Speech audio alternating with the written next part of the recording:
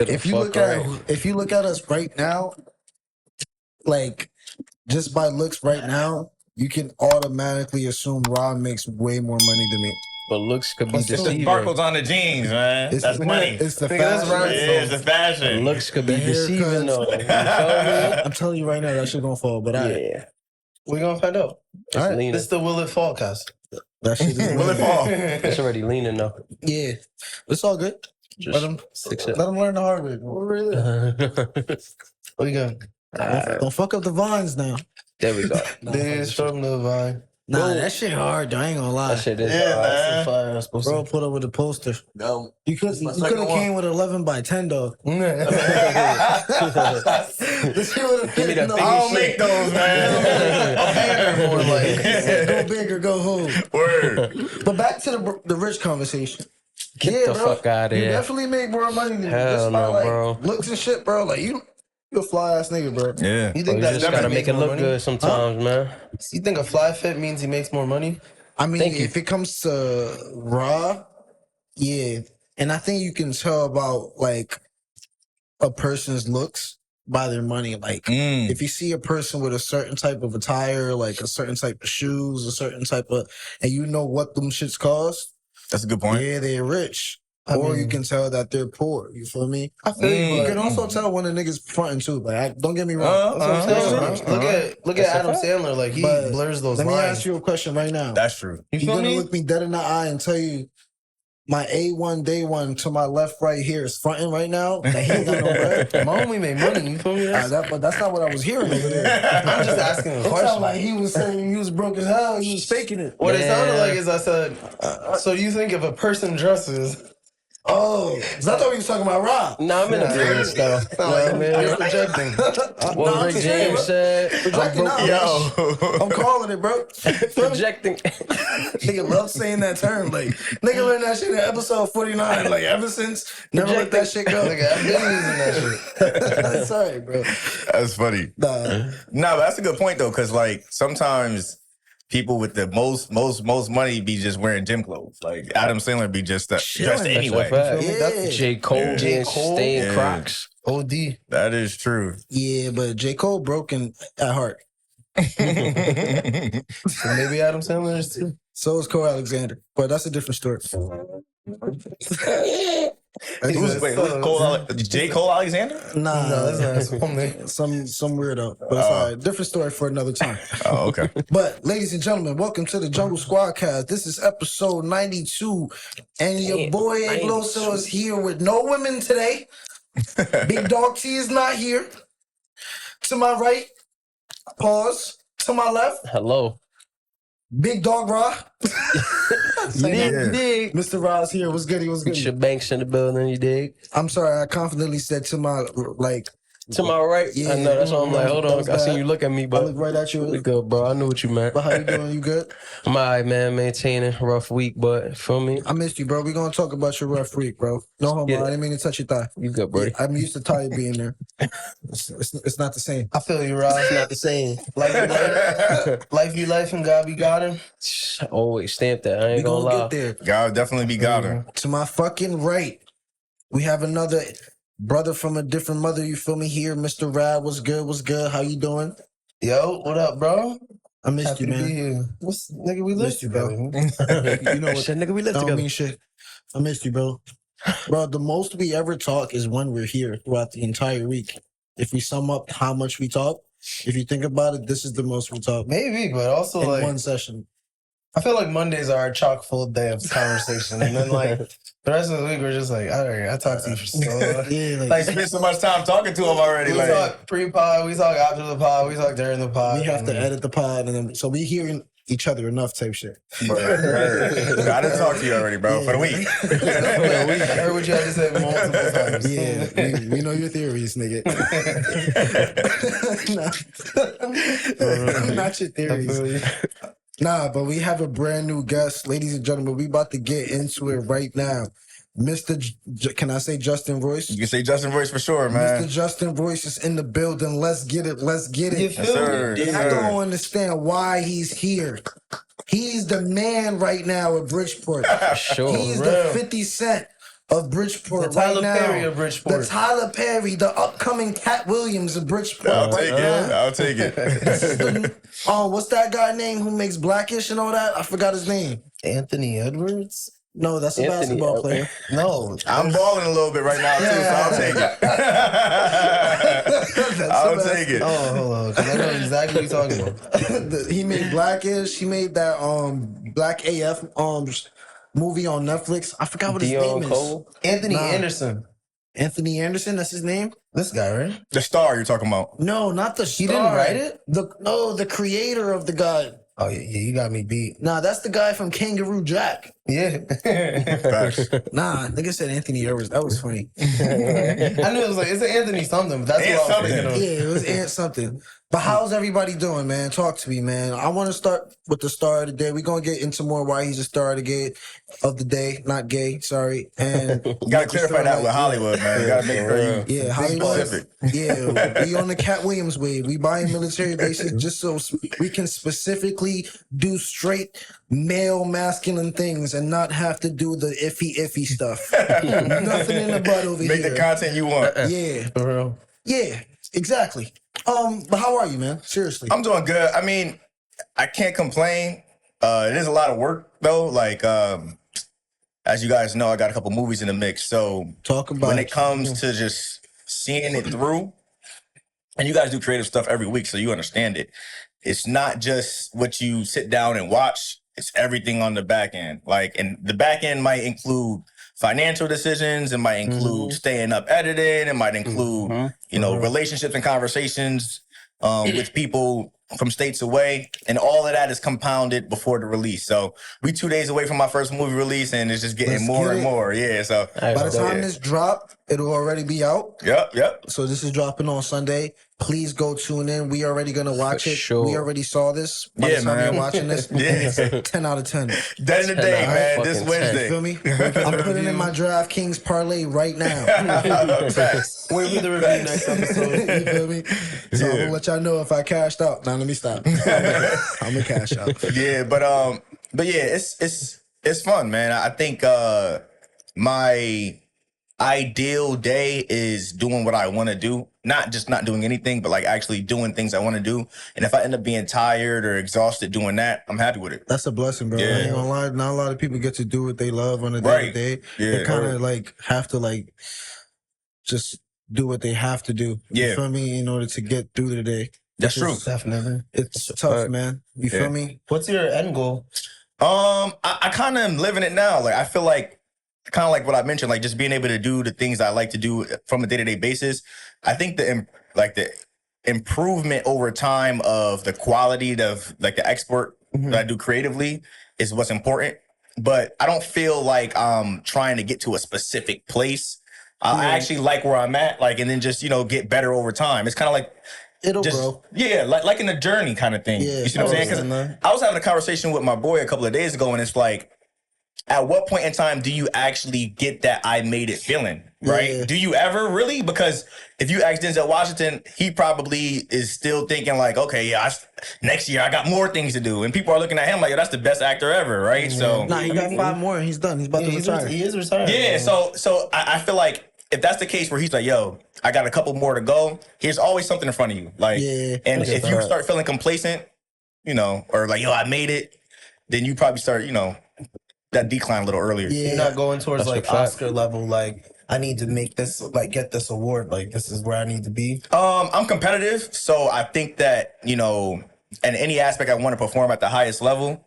If, you know, the Academy and the other places that be decide to recognize my work, perfect. I mean, I don't necessarily think that that's going to validate it for me because it's like, one of my biggest things is like I was speaking to you guys off camera, we don't really have an outlet where we're from to kind of do creative things on a high level. Right. So being that I'm able to provide that in some sense, and people that actually have that dream, like, wait, hold on, I could genuinely do this tomorrow. Yeah. Not like, oh yeah, in the future, one day, maybe I could go to LA and win. nah. Tomorrow, bro, you could come to set, That's a kind of. fact. You see what I'm saying? And be in front of millions of people by the end of the winter. Yeah. And, you know, that's the Oscar for me. You feel me? Like, my boys that I grew up with talking about it That's is fire. we're living it. Like that's the real Oscar. Now, don't get me wrong, Academy. If you want to give me one of them gold statues, I'll take it. But otherwise, you know, Just being the plug for the community. yeah, to, like, reach out. that's the dope part about it. That is really sick.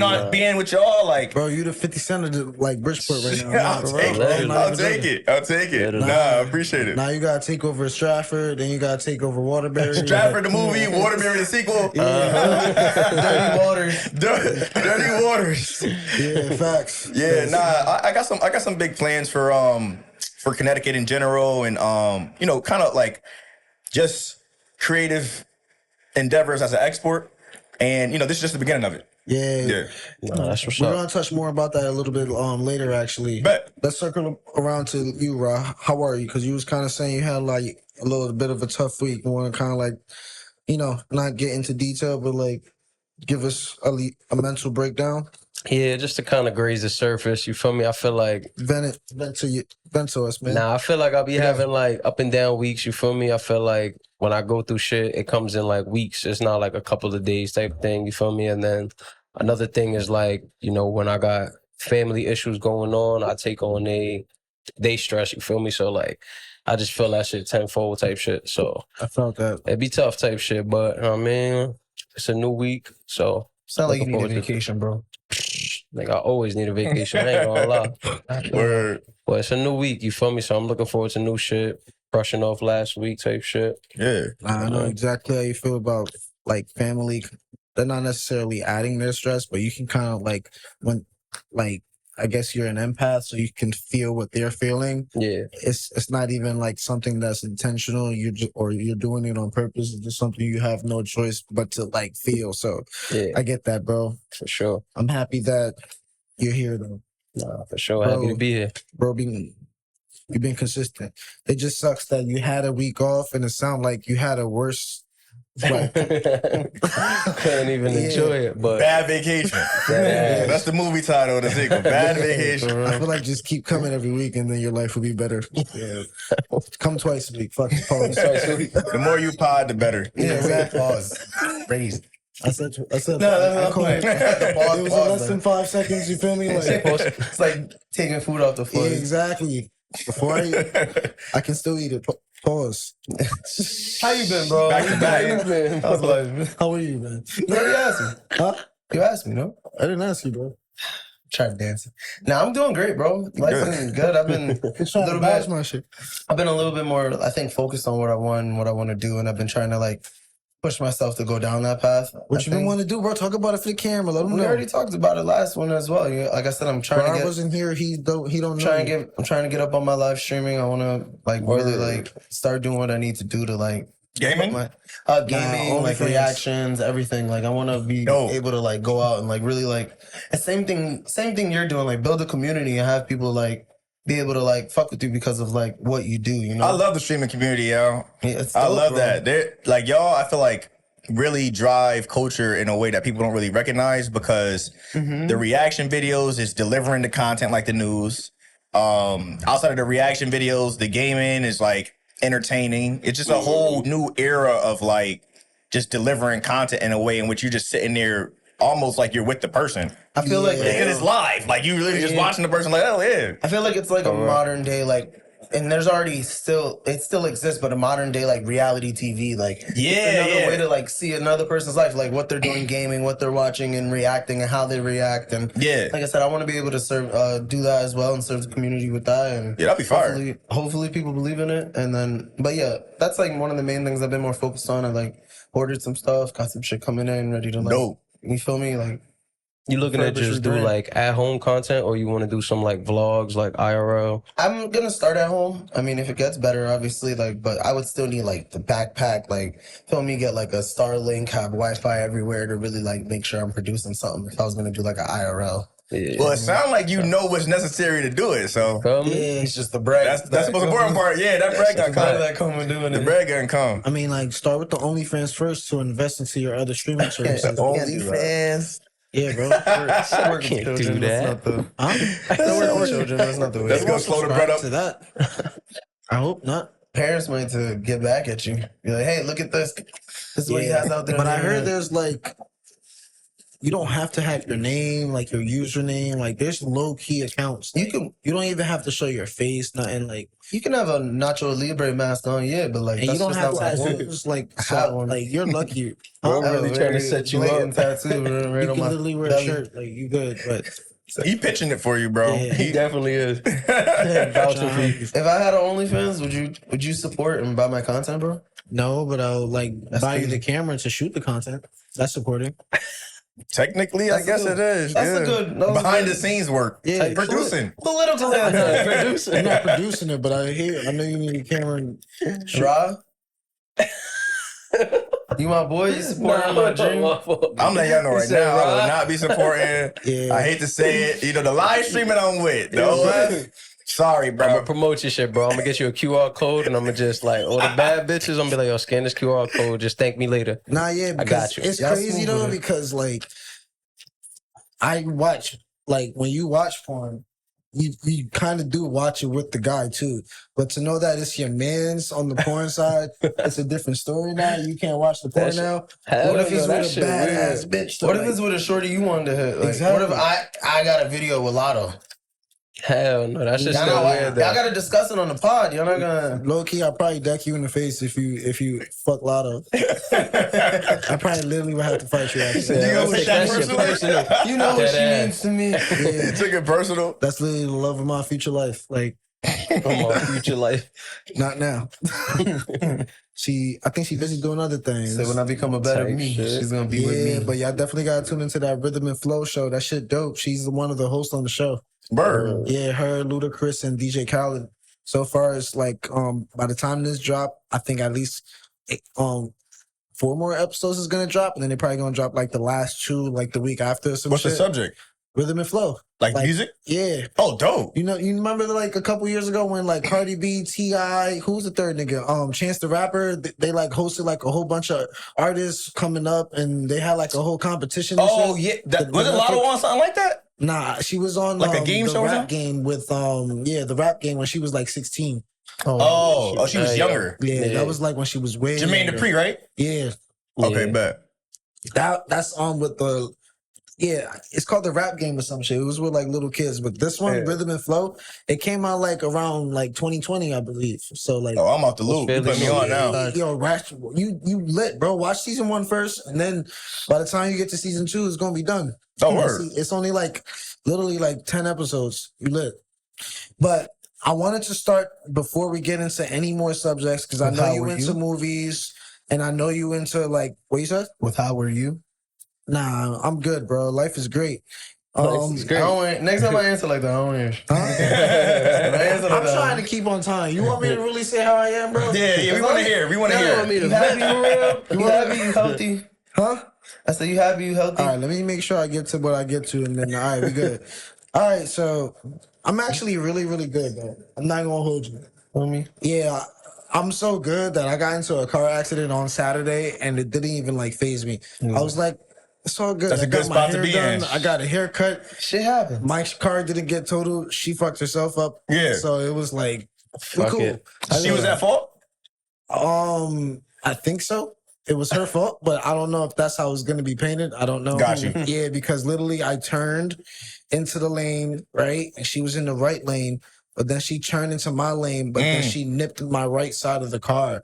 So when I slowed down, like she just kept going and then she stopped. So like my car is just a little scrape, but from like her side of the car on the left side of the back, it's like a little like, Yeah, that sounds like her fault. yeah, because like, Because you already maintained position. You wasn't still turning. She Yeah. turned into you. yeah, Yeah. exactly. Yeah. So You let us know what you think in the comments. Is he a good lawyer? Yeah, vote whether or not it's your fault or somebody else. I don't know, because the cop tried to really play it off and explain to me that I might be at fault. I'm like, bitch, no, I'm not at fault. But Yeah. I didn't want to Sad. argue because she's a cop. And plus, you feeling I'm good right black. now. You're not fine. You don't Yeah, got I no was time for like- negativity. I was like, miss, I really just want to go Don't home. got I time for literally that. got my license. I got my insurance. Here you go. This is good. The lady was trying to argue with me. You hit my car. I'm like, yo, stop talking to me. Right. Just wait until the cop comes. Right. Tell them Like I'm only good vibes right Right, now. I'm on good vibes. only Yeah, I'm right now, having right? a good day. You having a good day. yo, when you really get a haircut, that shit really is lit. Like, Feel and then like when I got yourself my for hair real. done, like that shit, great conversation. When I got my hair done too, both times. Like, Yeah. I have to have the girl do my hair, then go to the nigga to get the haircut. Like, it was great vibes because you know certain shit you can talk about with the girls, and then certain shit you can talk about with the guys. Right. So then that was actually cool. But then it was like weird. Another cool thing is me and Rad, we had like a little GM manager type of like meeting at a soup shop. You feel me? I met you. Ramen shop. Yeah. Met you in Fairfield. Yeah, that shit was really good. You feel me? We kind of talk big things that is coming in the future. So be sure to like, comment, and subscribe to our page and follow the stream and everything. We got some Word. big things coming, Big ladies and gentlemen. things. But in the midst of that conversation, I get a phone call. Okay. And this is where to me it's like, man, funny because I swear people think I'm like a therapist, but I think they just like to like, Hear your response to things? no, they just like to like vent to me and not just hear them. They like to let me hear them, I guess, because I don't really give the best advice. I guess they You just just be really- listening. Yeah, Sometimes people and I wanna be think heard. people like that shit. Yeah.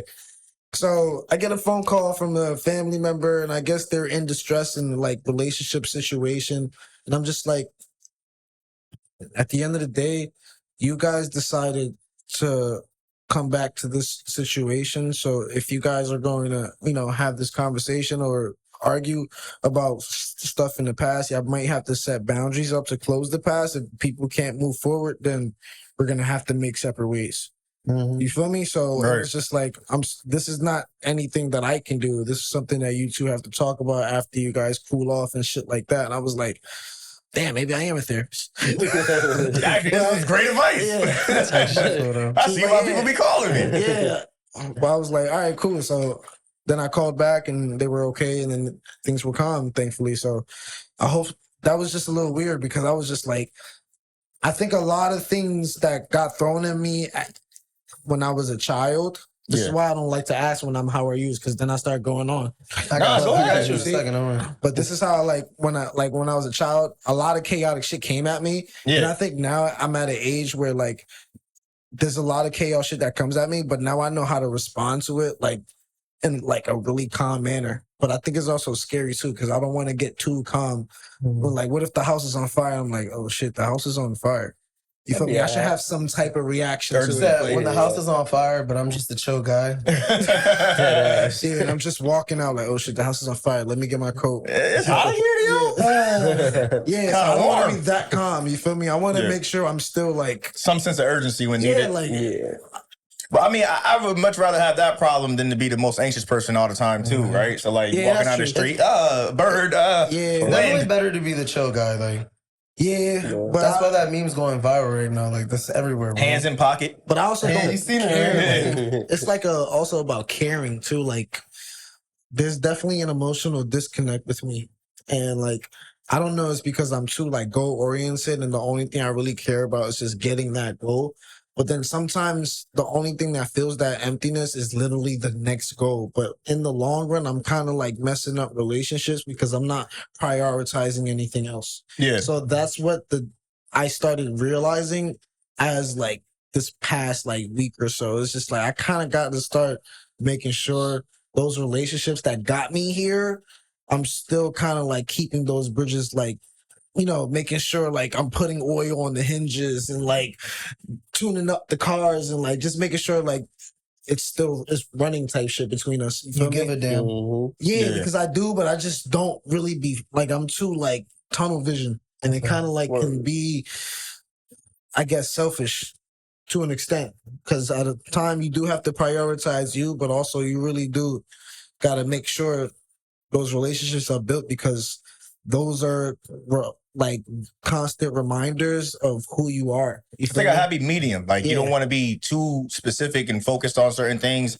And then you also don't want to be too consumed with the relationships that you're not focused. Yeah. You're just, figuring out. And then I think phases in life too. Like sometimes you got to tell your friends, like, yo, I'm locked in right now. But it's Like, not friends yeah. though. It's those Right. relationships that really seeded your identity, that mended you into who you are. Those like your family members, true loved ones that were really there, who invested in your career, or like just like watched your kid if you had one, and then like so you can like do some other shit or cover your shift. Like shit, but those type of relationships, like you kind of want to go back to them and be like, yo, thank you. Like, oh, I definitely remember what you did to get me here. Type shit. Like, nah, for sure. Shit like that. You gotta find your balance for sure. Yeah, definitely a balance. Because you don't want, I mean, at the end of the day, too, like, you don't want to feel indebted to the point in which you're prioritizing that over what you 100%. are doing, right? Because it's like, Mhm. if I'm in a situation where you're covering so I could do this, and then I'm not even doing the thing that you're covering for because I'm trying to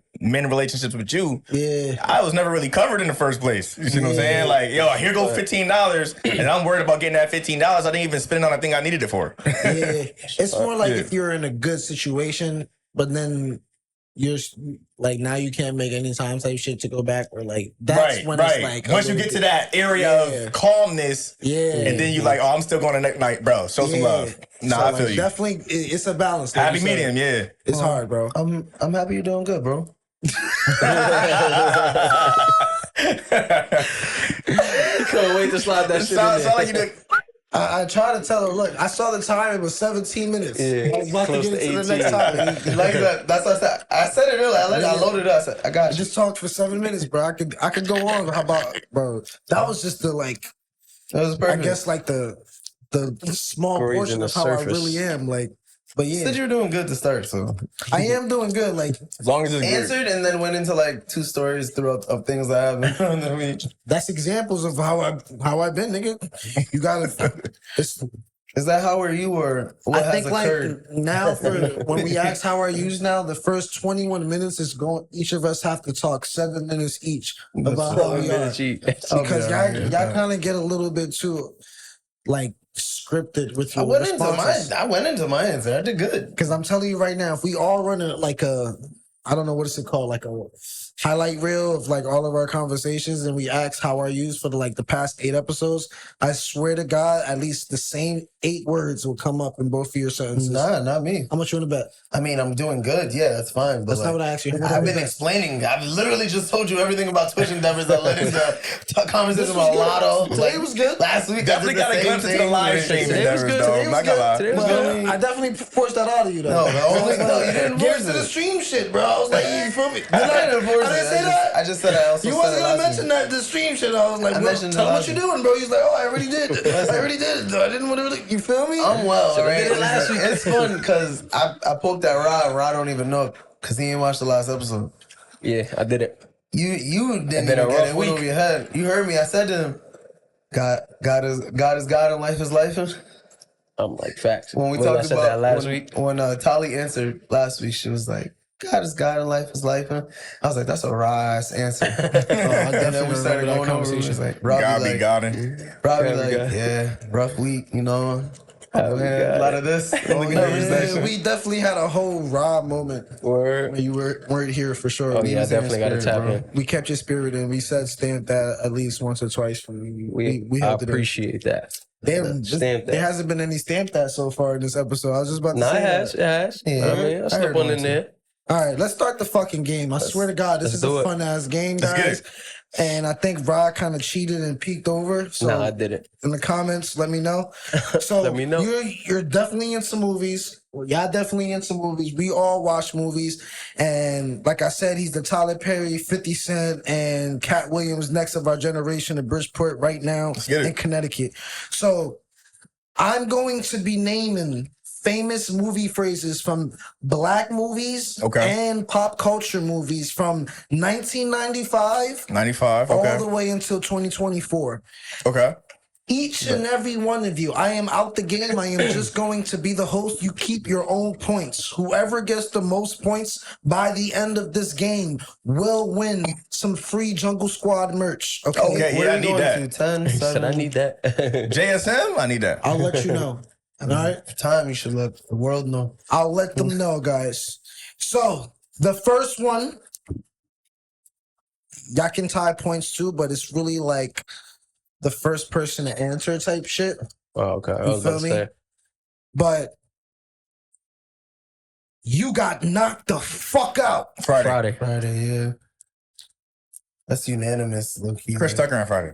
That is correct. Yeah. Okay. Does he get the point? That's one for everybody? Because he did the name too of the actor, or One for everybody. One for Okay. that was it? everybody. Yeah, I go with that. Okay. Bye, Felicia. That's Friday too. Ice Cube and Friday. Good. Oh, he's trying to take my little strategy. You want to do names? I can get it. Okay. All 2 for 2. Funny enough, real quick, I think she came out recently saying that like little aspect ruined her career. I think That Really? like that little like tidbit by Felicia kind of ruined her career or something like that. I heard that too. That's Yeah, crazy. like just most recently she was saying like just the aspect of it and the connotation of her being that character stopped her from getting more acting jobs. That's crazy. Yeah, Kind of put her in the box. That's why. that typecast. Damn. All right. Another easy one. We ride together. We die together. Bad Bad boys. Bad boys for life. All right. So we got some black men in here, ladies and gentlemen. Will Smith. All right. It's getting tough now. All right. Family ain't family no more. Family ain't family no more. I know Vin Diesel didn't say that. Nah, he did not say that. You're out. No, you heard what I said. I know he did not say that. But if I would have said you're correct, you would have claimed it. Though. No, I knew it was Vin it was a Diesel. Fast and the Furious joke. Because his family is everything. Family ain't family no more. Can we get a Boys in the genre? Hood? Huh? Can we get a genre? It's a comedy. A comedy. Family ain't family no more. Comedy. Family ain't family. Y'all can say pass if y'all want. Is that Medea? No, I'm sorry. Family ain't family no more. Yeah, I'm gonna I have don't to say know. pass. I don't know. It's escaping me. I'm gonna do a wild guess and say 90s black movie comedy. Friday After Next. Huh? Nah. You want me to give you a hint? I think we all passed. Are y'all all passed? Yeah, what was it? All right. Yeah. Soul Food. Oh, Yeah, we never got that one. That's one of the movies that played in the background. On Thanksgiving. And I didn't really sit there and- BET That was Network. 1997. 97, yeah. All right. Am I my brother's keeper? Damn. That's, Come on, that's bro. Bible verse right there. That's not brothers, right? Nah. Am I my brother's keeper? It's a black movie though. 1991. You got In it. 91? Yeah. I was Boys in in the 93. Hood. 91. Dang. Black movie 91. I'm gonna have to pass. All right, we got another pass, ladies and gentlemen. Yeah. It's supposed to do famous. Look what I did. Famous. Everything got unanimous, right? That's the point of the game. The point of the game is not for everybody to get it right. To find winners. Fuck Not everyone might know. Is this a drama? Yes, it's an action thriller actually, and it has Wesley Snipes in it. Oh, was he playing Chris Rock's in it too. Oh, you're talking about What was the phrase again? Yeah, 14. Why is it escaping me right now? 14 hints. It rhymes with Nah, hold on. It's a rhyme. It's escaping me right now. I'm watching the movie in my head right now. I'm watching the movie in my head right now. That shit funny He had as a hell. black joint on. He had a hat on. They was serving drugs out the hood. He poured the joint on the girl. Dang. New Jack City. New Jack City. New Jack City. Why couldn't I come up with that in my head just now? It's New Jack City, my New man. Jack City, man. I swear to God, y'all better get this, bro. I got people probably screaming it through the phone to me right now. New Jack City. All right, so y'all all tied right now. Yeah. Type shit. I was a little closer to New York City, though. I kind of felt like that was coming though. Type shit. Yeah. I should have got it, though. F it. We move on. If you would have said something, Anything. yeah, I would have Anything. gave you a point. Anything. Yeah. I was describing the movie, but What had happened was I feel like that's all black movies. Yeah. this is the original. What This one came out What happened? in 1999 with Martin and Eddie Murphy. Oh, you talking about Life? Was that too much of a hint? Is that life? Yeah. But yes, that I was, actually that just was a recently good one, watched Life that was like correct. 3 weeks ago. I love, so. yo, see, he's... Yeah, I just recently watched Life 3 weeks ago. I I was like still that mad one, over though. New Jack City, though. I should have got That's a good one, that. though. Bro, I love Life. Nino, like, come on, man. Dang. Yeah. All right. Life is a good movie. It's like, the upper room. Right. At some point, that shit wasn't funny no more. I ain't gonna lie. I was like, What? damn, Life? this shit really hurt. Nah, it was just like I really felt their pain. Like, Oh, really yeah, having to live that yeah, shit. I was yeah. like, oh shit, this shit. There were certain It's aspects of funny, it that was but, like, dang, this is kind of yeah, crazy. yeah, Shit, I The bottle. Yeah. He said, I got my toe stuck in the bottle. Yeah, I was like, oh shit, this shit is crazy. But I all was right, hot. the next one. Are y'all ready for this? We in the year 2000 with it. Okay. All right. I can't give you no hints. Any hints that I give you, you Is will it a giveaway? understand it. Yeah, All right. this is the only hint. The famous line is, "I'll play you for it." Seven basketball. Yeah, That is correct. Damn. Omar and I forgot her Sanaya. name, but she Sanaya. fire. Mm-hmm. Annihilate. See, if I would have said Omar, y'all would have got it. So that's a point for everyone? But nah, he got Nah, it. he got it. I was about to say. That nigga said it way I faster knew than that. you. Should we put hands up? Like, what is this? He said it mad fast, nigga. Like Sorry. first person. I feel like if Thalia was here, like she's the one I'd be fucking around with. I'm so sorry, Red.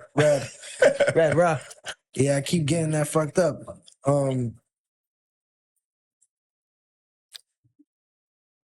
What you right, up this right is now? 1991. I'm up too.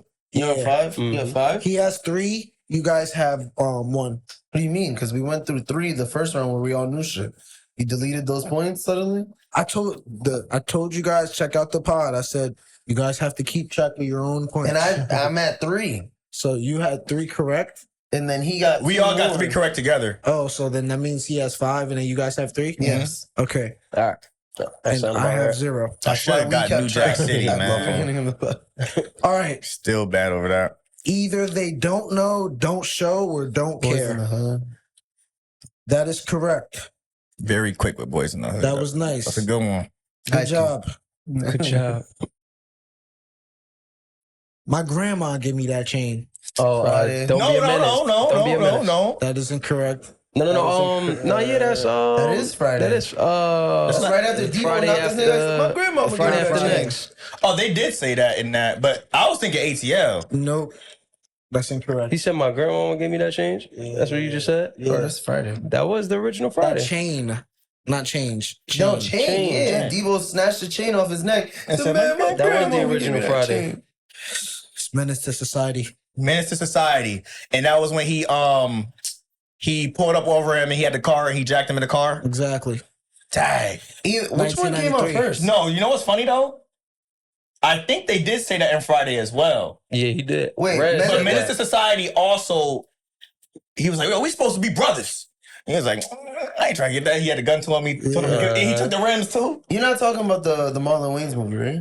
You're talking about the original Menace to Society, right? Nah, Menace to Society, you talking about don't That's get menace Don't by Be a drinking Menace. juice. I Yeah. had to make sure because I was like, if anything, they parried it from Friday, but nah. Nah, I yeah, get Menace to what you're Society was that was with Ty. That was with Kane, I think. Yeah, Yeah. Kane. See Yeah. that shit? I forgot the cast actually.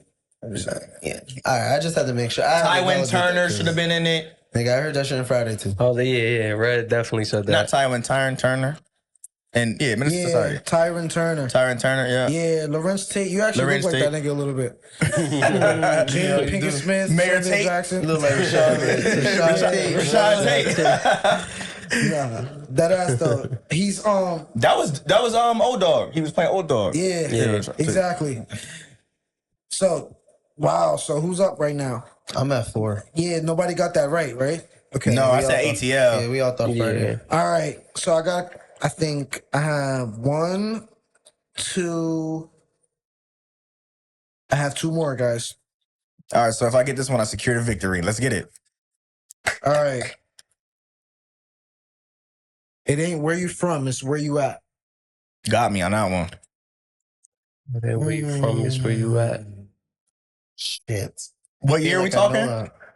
2000s, right? Give me a second. I lost it.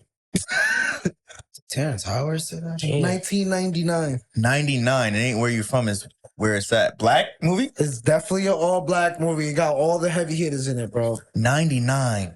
It's not where you from. It's where you at. Y'all have to remember this movie, bro. Bro, I cannot. In a black movie in '99. Damn, that shit really got me puzzled. You know the man. dad in All American? I didn't see All American. All right, I'll give you a hint. I forgot his name in real life. That's not Coach Carter, right? Nah, hell no. Coach Carter's 2000. Yeah, that's digital film. Digital movie. It's not where you from, it's where you at. Like Omar Epps is in it, and Tay Diggs is in it. Omar Epps and Tay Diggs? Yeah. It's It's not the holiday shit.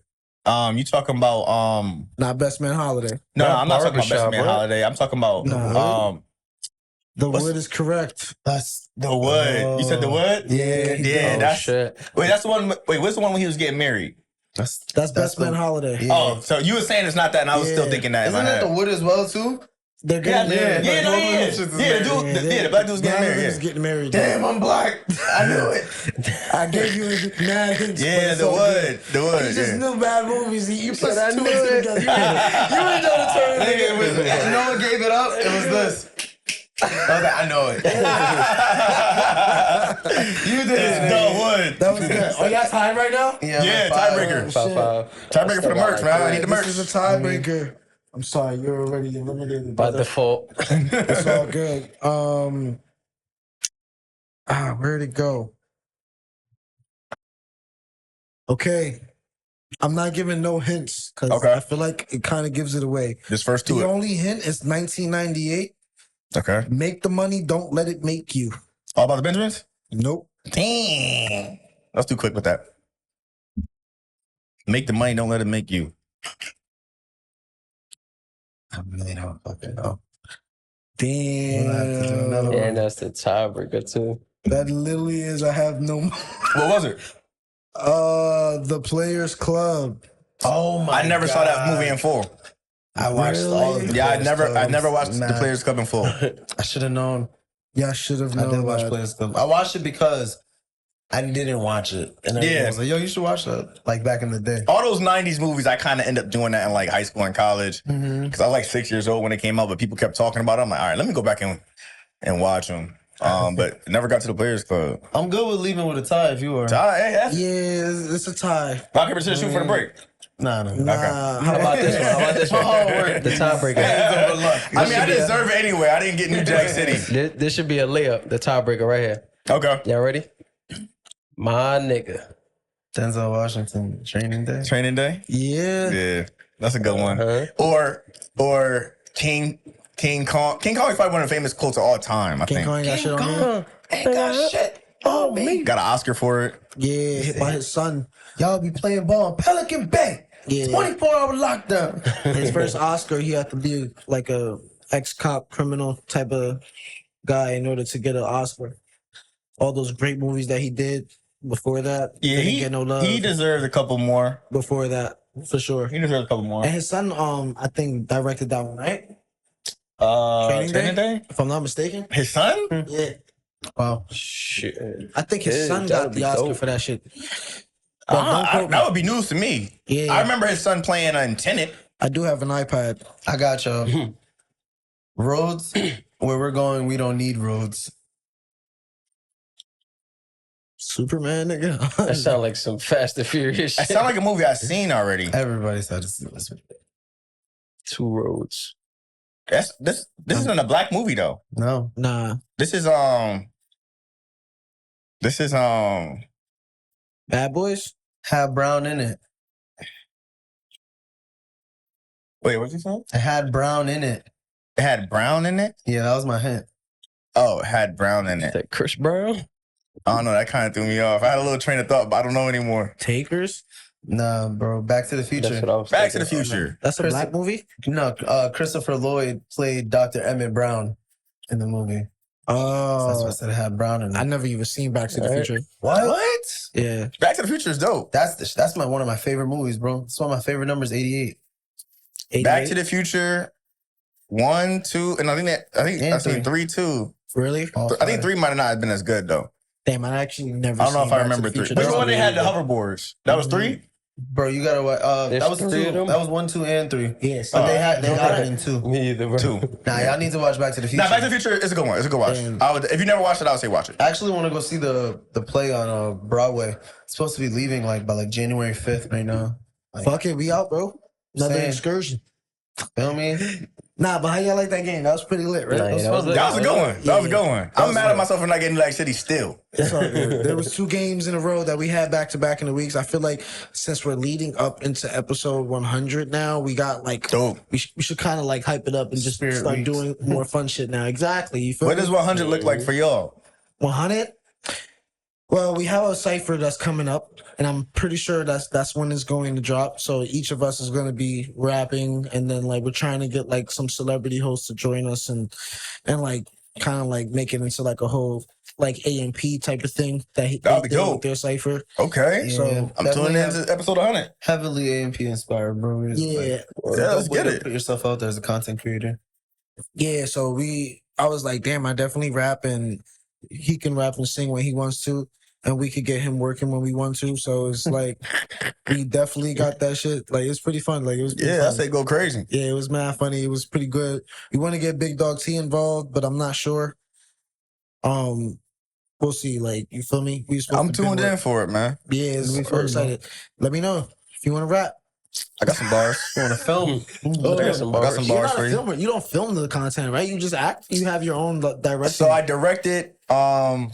Mainly, I think my biggest and most common role is directing, and then acting as well. I rarely do camera op. I only do camera op and like actually hold the camera when needed. Yeah. If I really want to get an angle that I want specifically, but outside of that, it's more You just just direct. formulate how the scene will be Yeah. curated. So what I like to do is I watch the movie in my head and I write it out what I see, and then I just cater the set to what I envisioned. Oh, so Yeah, we're that's what's up. basically gonna get into your movie a little bit. So before we get into music, how exactly did you get into creating? What's it called? Bridgeport. Bridgeport the Movie. Yeah, Bridgeport the movie. So with this one specifically, I actually wrote this on the way back from filming and having the conversations of Dead in a Day. So Dead in a Day, which comes out on Wednesday, was a film that I brainstormed and had a conversation with a director down south. He actually came up with a lot of the plot, and then I took it from there. And on my way back, I'm like, yo, I've been looking to film for a minute now. And one thing I promised myself is that when I do end up filming and making a legitimate feature film, I don't care where I am in the world, I'm going to come back home and do something here. Like, that was just something I've always had the vision to do since I made in my mind that I was going to make a feature film. That's tough. So literally, I was like, hey, I just got off set and I'm on my way back home. I was sitting next to this lady. I think she was going to like Germany or somewhere in Europe for like a trip. And I was right in Bridgeport the Movie. Yeah. 2.5 hours. I had like basically the skeleton of the script. And then from there, I kind of like, as a creator, what I like to do, whether it be from like music or anything, if something comes to me or like a scene or something like that, I'll just write it out. And I'll just put it in my notes folder, and I'll just come to it like later on or something like that. See why I wrote this and what can I use? Yeah, like how does it apply? And then that's dope. Yeah, so I was writing the movie, basically just spurred a moment kind of thing, and then I start looking back to certain like concepts, certain themes, certain quick little one-liners that I wanted to incorporate or see if it could fit. Yeah. And then I built it when I got home. Once I ended up finishing my scenes with Dead in the Day, I came back. I spoke to Jamal Willard, who plays Biggie in Notorious. He's actually in Dead in the Day too. So crazy. yeah, so I spoke to him and he was like, yo, I'm interested in, Bridgeport the Movie as well. And we worked out a time for him to come out here and we filmed his parts in Bridgeport too. So it was dope. Dope as hell. Yeah, it was lit. It was Bro, I lit. seen that. I was like, you got Biggie Small? Yeah. That's fire. He was a pleasure to work with, man. He's one of those actors that you could kind of tell got the experience. Yeah. Like if you do any type of sporting or any type of thing that like involves anything like team wise, you kind of understand certain people that are just like really good at what they do. Like they're locked in. Like, yeah, they're locked in and they've been doing it for such a long time. Right. The first scene that I ever did in a film, period, was with him on a couch, kind of like this. And I said my lines, and he just stopped and was looking at me like, and I'm like, in my mind, I'm thinking like, hey, what's going on? And I'm not realizing he's just letting the scene breathe so that he could deliver his line with more drama. Shit. Now, in real time, it's just silence, somebody looking at you like this. And you're like, time is going by super slow right now. Right. But in his mind, it's a different pace because he understands what it takes for the film to actually come out and let the scene breathe, add the drama, add the score. Yeah. So he's thinking of all of this while he's doing it. He says a couple of lines, and then I'm actually editing a lot of the movie too. When I go back and I'm looking at it, I'm like, I see exactly why he did it. And you just see the professionalism. Like, you see what I'm saying? It's that's just, what's up. I just think it's dope. I just think it's dope being around people and, in a market that, we didn't normally have access to. And this is, some of the best performers. So. Yeah, man. It was There's dope. like future performances that you guys have. And my other question is, do you actually have somebody like proofreading or co-editing your work? Or is it just like everything that you come is like final? So, the Royce Empire and all of our productions is a family-run organization. Like, I mean, I'm the head of it, obviously. But conversations like we're having right now, I'll have with my family about real important things that have to do with the film. Yeah. And I could say, it's all me, but those conversations end up translating into actual tangible differences with the films. Yeah. Like literally, what was it? I think it was somebody's birthday. We ended up having a family get together for, and I'm just sitting there just talking like, yo, I got an idea for a movie. What about this? What about this? And my whole family, I got like 15 people saying, nah, this should happen, this should happen. And we just having a real conversation about it. And it's just, we just storyboarding and just having a conversation. I mean, at the end of the day, the work has to be done in order to make that be realized and bring it to life. And that's my job. But, I take a lot of info and, put it like this. This is hypothetical if y'all plan on suing me in the future. Yeah. Y'all decide to do some switch up stuff. This is all cap. But nah, like I take a lot of advice and a lot of conversation and input from, just people that I'm really close with. And then we might talk about, sports right after that. Or we might even just, play a illustrations game or something after that. Like, it's just natural conversation. I build it into a lifestyle as opposed to just sitting there and having like a specific brainstorm session. Like, you see what I'm saying? I do so much work on my own anyway. It's like, brother, I feel like you can't just have like a sit down time for this type of work anyway. You really do have to like incorporate it into your day to day. Yeah. If not, you're not really going to get anything done at a like fast rate. You feel me? Facts. Facts, 100%. That's pretty dope, though, man. I'm happy that both movies, The Bridgeport and Dead in the Day, are going to be coming out back-to-back months, November and December. Yep. Bro, just drop Power Book 1 and 2 on your head just now. Wow. Boom. Yeah, they said if you did it once, it's cool, but if you do it twice, you kind of prove it. So I said, F it, let's do twice back-to-back months. But you got some other shit in the tuck, like on the way, though. Oh, right? yeah, nah, for sure. So unload the never dies. Yeah. So the way that I have it situated is the reason why I have this pace of going back to back is because I want you to understand that it's not an isolated event. Like, it's going to be stuff that comes along in the future, sequels, universes, etc. So we have the tools and we have everything that's necessary to keep it going. And I'm like, all right, cool. Let's just start with dropping both of them together. I initially planned on having there be a little bit more space between it, but based upon certain factors that I didn't have control over, it got a little bit closer. But 2025, I already have 3 to 4 projects already situated anyway. So it's gonna be dope. It's gonna be a good run. I know like 3 handsome young actors who would love to be in your movies. Okay. And like, just let me know and I know a beautiful girl too. She's really, really dope too. One does stunts. Yeah, one Stunts can too? do backflips. One can Backflips? Oh, okay. One has his own wardrobe. Does any like live stream or anything like that? Live streamer too? Okay, cool. Let us know. Dope. We can learn people. All right. All right. I mean, not we, the people. Oh, the people you talking about. Okay, cool. Learn what they need. Yeah. All right, yeah, We bet. can learn what they need. And then Listen, if anybody's interested in acting or being in front of the camera, behind the camera, WarriorEmpire.com. I got a career section. Just give me your info and, we can vet you. that's fine. Do they need like portfolio pictures, like headshots?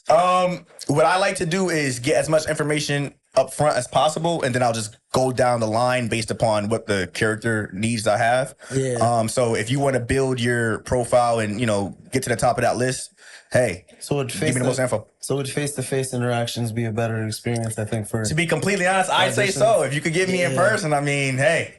That's a fact. You have 3. You got 3? Okay, cool. All my life I had to fight. Yeah. Somebody start breaking down the mom. Fight my daddy. I'm your man. Boy, let him beat me. Nah, let me stop. Yo. Bust into a whole Denzel scene. Word. That was the color pro. That was Oprah. No, I'm just saying. In general. Yeah. Did y'all see the second one? I'm not disrespecting the original by watching the second. So, you know what I'm starting to get a little upset about? Musicals are terrible. I hate musicals, Yeah, first and foremost. they're the worst. But even outside of that, I respect them. I want more original stuff. Like not remakes anymore. Stop Right? the remakes. Yeah. We have enough creative people to come up with a new iteration. Like, Yeah. Right. I mean, not a new iteration, but a totally new universe. Yeah, but it's hard when all the greatest things of all time has already been created, invented, talked about, like already. But that's the mindset I think a lot of the studios have, where it's like, hey, we made about what, $1.2 billion off of this. Let's see if we can make 4, just rehash it. But I genuinely think if you just take a fraction of that budget, you would get another greatest of all time. Think of the best, not to cut you off, but what's your favorite TV show? That's hard, bro. I'm like a really like a serial watcher of a lot of different things. Yeah. Well, You have one to of give my me, like a genre, subcategory, in a day. So where do you rank Breaking Bad? 7. 7 out of 10?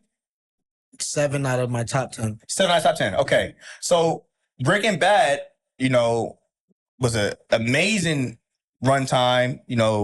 One of the best shows I've ever watched from start to finish. 100%. Right? And when did it go off air? Like when I was in college? I don't know. I saw it from top to bottom when it was done already. Yeah. So it's like it's one of those situations where it's not that far back. My point is, it's new relatively to other best of all time shows like The Wire, for example. Oh, so you're just talking about like types of ideas of the show. Yeah, like you got Snowfall, which is one of my favorite. But it's based joints. off something that's already been established, and they're just adding their own twist to it. I'm cool with that. Yeah. I just don't want to see the exact same. Like on some Batman, another Batman, Spider-Man, another Spider-Man. Like, where's the next superhero at? That's the thing. It's hard to do that because when you look at everything that's been created already, Marvel, like the reason they remake and make new heroes or rehash of heroes because these were already created and they're trying to still make a profit off that. When you look at like why even like cartoon shows were created, it was essentially because they had a toy in mind that they wanted to sell and they needed to market it to kids. So that's how they started making cartoons so that like people could see it more than just in a like 2-minute ad like on a commercial. Right. yeah, but they're doing that with SpongeBob. They're doing that with like mad different cartoons. I heard there's a new SpongeBob now or But something if like you that. have so much product of something so like solidified, you have to find new ways to make sure you're still selling that. It's a product and they got to keep it coming. That's why it's like, I'm going to make this newer version for the newer generation. Because So you're saying with the same company, it just makes more sense to not be innovative because they have something established already? Not at all. I'm just saying that's what Well, it might makes them actually make more business not sense. want to do that. They're like, for us to reach different ventures, we need to make sure we're selling what we have now, but pretty much, you know what I'm saying? Yeah. I be feeling like they just be waiting too much on the new ventures. That Come on, like the newest stuff. I mean, I'm not really the biggest when it comes to like superheroes and stuff like that. Yeah. But when it comes to like new dramas and and whatnot, some of my favorite stuff came out within like the past 5 to 10 years. Right now we're in the villain era. Yeah, like let's get some dope villains. Like like the Invincible, the Boys. Now we got the Penguin. like the Boys. Yeah. I think the Boys is new relatively. Yeah. That joint was dope. The first, like what I've seen, I didn't get to see the most recent season, but what I've seen, I'm like, yo, this is kind of dope. Like Top tier. Soups and all, like the whole new universe. I'm like, and then they got like a spinoff now too. Oh my God, Gen V. Gen V, yeah. and then they incorporated it into They're gonna go video back and games forth. and Modern Warfare and stuff like that. I like stuff like that, like the new fresh stuff. Yeah. It's definitely getting like switched into some new type of way of watching and like creating types of movies for us to watch, because they're already starting to realize certain things in the past now. Just remaking it now is not really catching our interest. Yeah. But what's also keeping it like hip and new is the fact that technology keeps advancing, and they can kind of like upgrade the CGI and the graphics, and they can kind of like we not really worry about the story as much. Right. So And that's what people are focusing on now, type shit. Yeah, that's what I've been seeing. Like, it's just a lot of CGI and a lot of just like big budget stuff. Yeah, but And not it's like story. It's not the story. Like, we want to hear the story. I'll take less CGI if you give me a dope story. No funny. Yeah. I feel that. But I don't know how we got there, but we're gonna get into music right now, ladies and gentlemen, and we're gonna start off with the big dog of the big dogs of 2024, and it's Mr. Kendrick Lamar. He officially dropped a brand new surprise album on 11/20/22/24. No ketchup, man. No ketchup. Yeah, ladies and gentlemen, I hope you guys got to hear it, but did you guys get to hear it? Yeah. Yes, sir. I actually listened to the album straight through within the hour of the drop. I had a drive, I turned it on, and I actually got through the whole album on my way to work. So Yo, that was a Beyonce Fire. release. Like, for him to just drop dropped Lemonade? a snippet, drop a snippet right before, and then maybe like 10 minutes after dropping an entire album is crazy. his marketing team is going crazy right now. I don't know who it is. I don't know if it's him. But from the top of the year to now, they've been in a deep bag. You know what's like Super genius about the strategic. like TDE label though is the fact that before Kendrick dropped an album, he gave every single one of the other artists their time and like to shine. Like Doechii dropped, Schoolboy Q, Absol. There's definitely other. This is a drop already. Like either last year before he dropped an album, and then he literally just dropped like in the like fourth quarter of 2024. Yeah, timing was crazy. Yeah, perfect like build up to him dropping, and then to next year leading up into the Super Bowl performance. Like their timing, just to add on what you're saying, is 100% like impeccable. Very intentional. He didn't want to have to go up there and perform the same old stuff that's not hype. Now he gave us like way more vibes on this album. GNX was like phenomenal. Like, I got a question real quick. Yeah. Do you think that he gets the Super Bowl without the whole feud earlier? Hell no. Like that kind of like pushed him into like, okay, That's Yeah. literally we're only the top reason. right now. Because he did have like one of the biggest tours of all time that he just came off of like what, a year or two ago. Yeah. But I think that kind of like either gave him the edge or made Rock Nation say, okay, we're going with that. I think that was the beef was literally the only reason why he's going. Oh, to you the think it was Super like Bowl. the reason? Yeah. said the hard work and then the icing on the cake. Oh, was okay. It's the like the argument. Super Bowl wants tickets in the seats, so It's they're what's going selling. to go for who is the hottest of the year right now. Most So talked he about. was literally that. So he deserves it. I don't understand the disconnect between him not having it, like having the chance to give it to like Lil Wayne, I guess, but I don't think Lil Wayne is really Super Bowl music worthy, if that makes sense. Lil Wayne admits like he wasn't hot. Like at the time, he's like, I get it. Like, you know, like this, like exactly like you said, like the beef, everything, like putting Kendrick in the spotlight made it way easier to be like, he's our guy. Yeah. Compared to Lil Wayne, who's been in the shadows making like a couple songs with Corday here and there. You feel me? And like, like he's still delivering, but he's not on that level that Kendrick went to like put stuff out. I mean, I think the reason why it's even a conversation right now is because, like, at the time in which Lil Wayne was the best rapper alive, he was really like Him.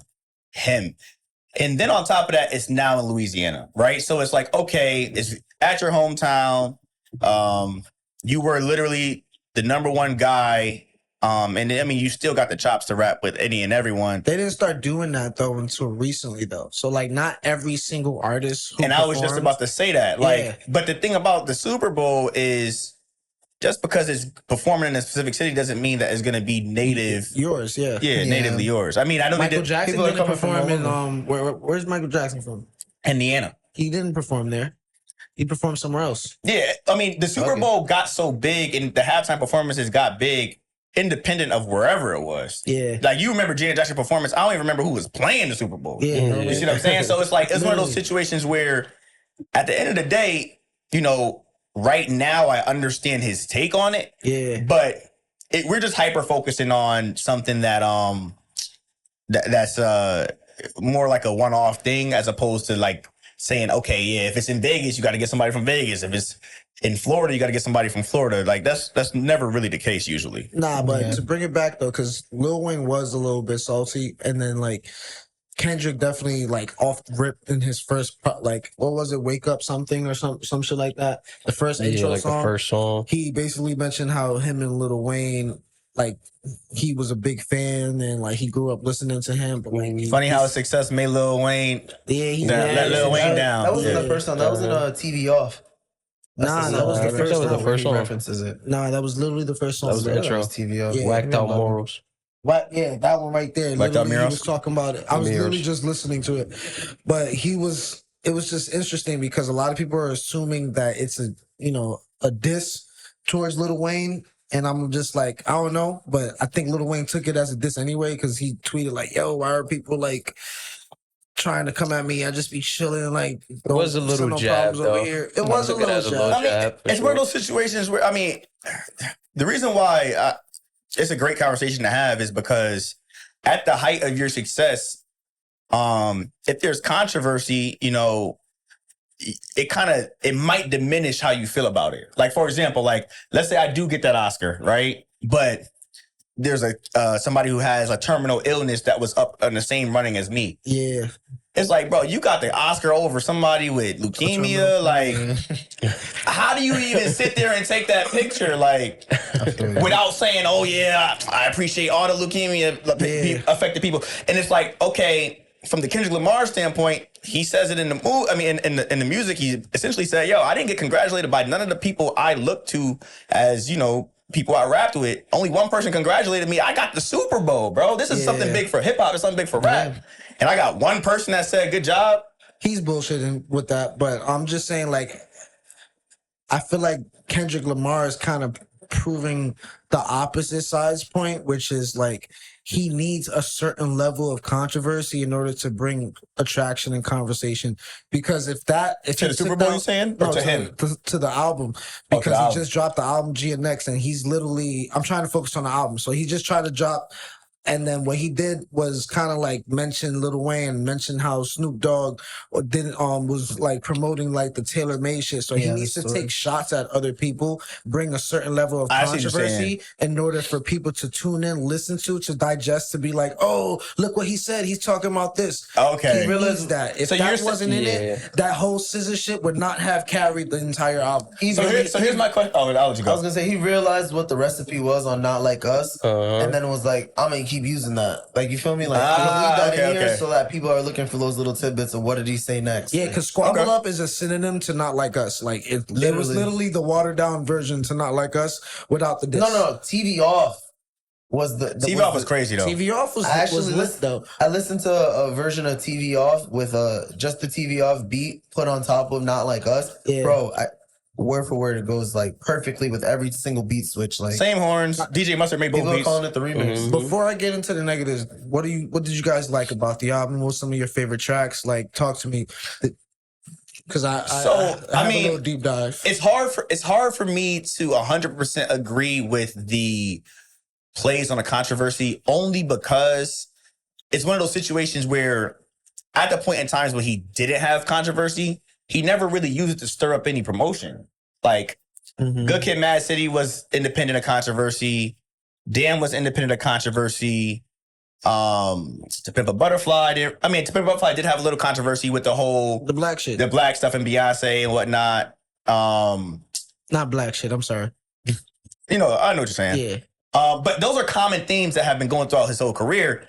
The way I listen to it is I kind of felt like, yo, this is what's happening in my life right now. The topic is controversy, though. Yeah. You see what I'm saying? So, don't get me wrong.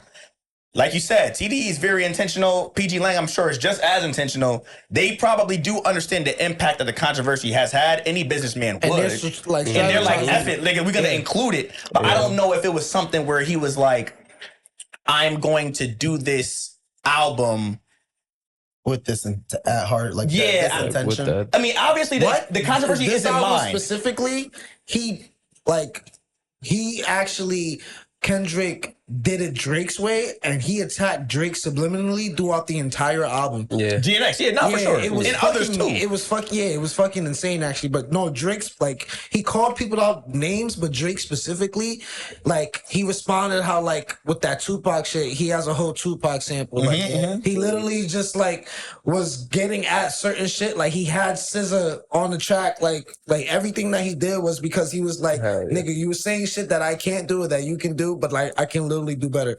And fun fact about the GNX, like it's like one of the last cars, and it's like the last like American like a muscle car type shit. So he's basically like Kendrick saying like, nigga, I'm literally the last dying breed of hip hop right now. Like I'm really holding it together like right now for y'all. I do have some fun facts about the album as well that I wanted to add, but before I did that, another thing that I really liked about Kendrick's album was the fact that his father actually drove this car with him, like to school, like when he was born or some shit. It's like really like something that he's really sympathetic about towards, which is pretty dope. So everything is like intentional with him. Like he kind of like keeps the narrative going, and he's been doing that for like quite some time. Do you think it's a broader mission outside of the beef, or do you just think it's like, F it, like I'm at the spotlight, let's make as much money as possible?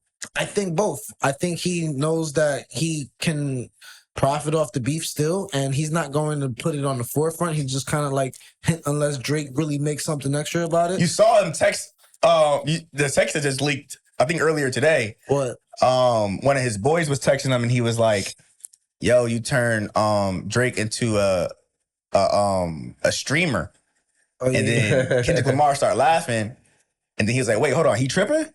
Like, as if he was like, all right, if he tripping on that stream, I'm about to go back at him again. Like he funny. on timing right now. He actually didn't even speak on it. I mean, he went on stream with this guy called XQC, which is like a really another like Gaming stream, right? Gaming streamer, but like I've seen a also little bit like of his just stuff. IRL talk show reaction type shit. Yeah. And they take care like fucking haircut again. It's crazy.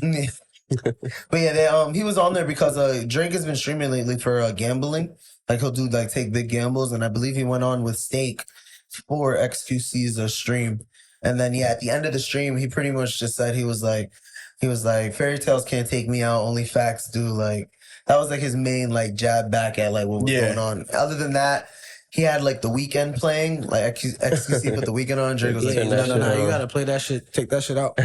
Wait, so he don't like The Weeknd? Nah, he talked shit about The Weeknd too. Oh, Family Matters. Yeah. He did. Yeah. I'm thinking they from Canada. They got like a little camaraderie, but I forgot. Nah. The Weeknd was on what's his name album with a whole diss track on him too, right? Metro Boomin and them. Yeah, It's crazy. Yeah, But too much going on.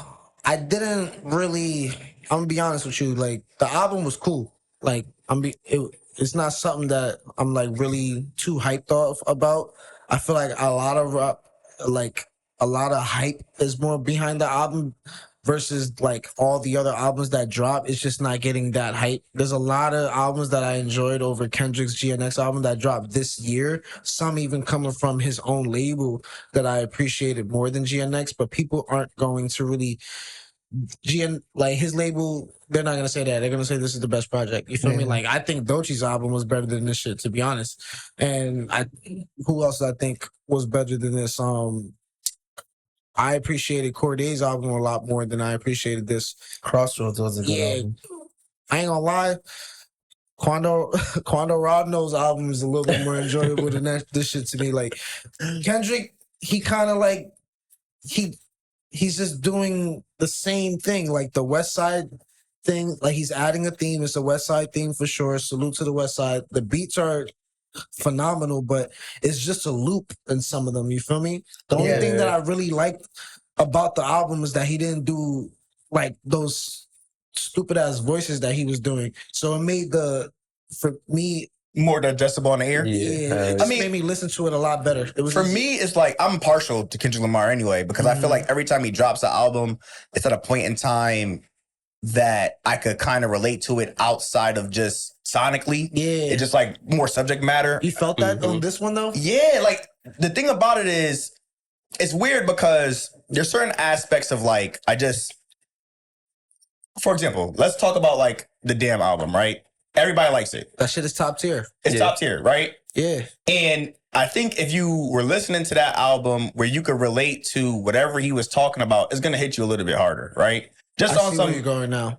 Right, you see what I'm saying? So this album is not hitting me because I'm not at the phase. You're not in of it, like, controversy. Who cares? Yeah. Like, but with me on the other hand, right? A lot of the times, what I like to do is if there is any controversy, if there is any opposition or anything like that, I just don't even shed light to it, right? Yeah. And I can see that Kendrick Lamar throughout his career was kind of doing the same thing, slight jabs and whatnot. Yeah. I got the crown. You got to say certain things. He's mad smart. You got to be defensive and aggressive. Like he's literally like the embodiment of a human chihuahua. Human Chihuahua is crazy. Yeah. But either way, I love Kendrick though, so I can say that. either way, the point is, like you're saying, you know, when you have that bravado and you have that ability to go in and at anybody because you have the skills as well. Yeah, he got football skills for sure. I do like seeing the gladiator fight sometimes. I mean, bro, that's So the beef hip-hop, was- so that's right. great. I definitely wouldn't say like I wish it never happened, but I just don't think that should be your only avenue because I think because of that you can only pop out every so often. You feel Good me? point. Which That is is a good why point. he does. He Yeah. only pops out every so often because not everybody want to beef all the time, but not everybody want to be happy all the time either. That's Yeah, why I true, said true. sometimes you gotta pop out and show niggas. Sometimes He's you gotta like pop all out the and time. show niggas. Sometimes. You gotta Nigga pop let out. the party die, but he said, "Oh, watch the party die." But nigga, eventually, Monday, Tuesday, Wednesday, Thursday, Friday is here now. You feel? Now you wanna don't have a wanna party. So it's like he's cool with the narrative and stuff, but he's just definitely more of a moment artist for me. And this album solidified that for me. It's like, oh, I'm only gonna really listen to you when you drop music, and that's it. I'm not really gonna think about you. Like, and that's what it's really been for me for Kendrick. It's not like if he doesn't drop for the next 5 years, I'm not okay. gonna fill my time with listening to Kendrick.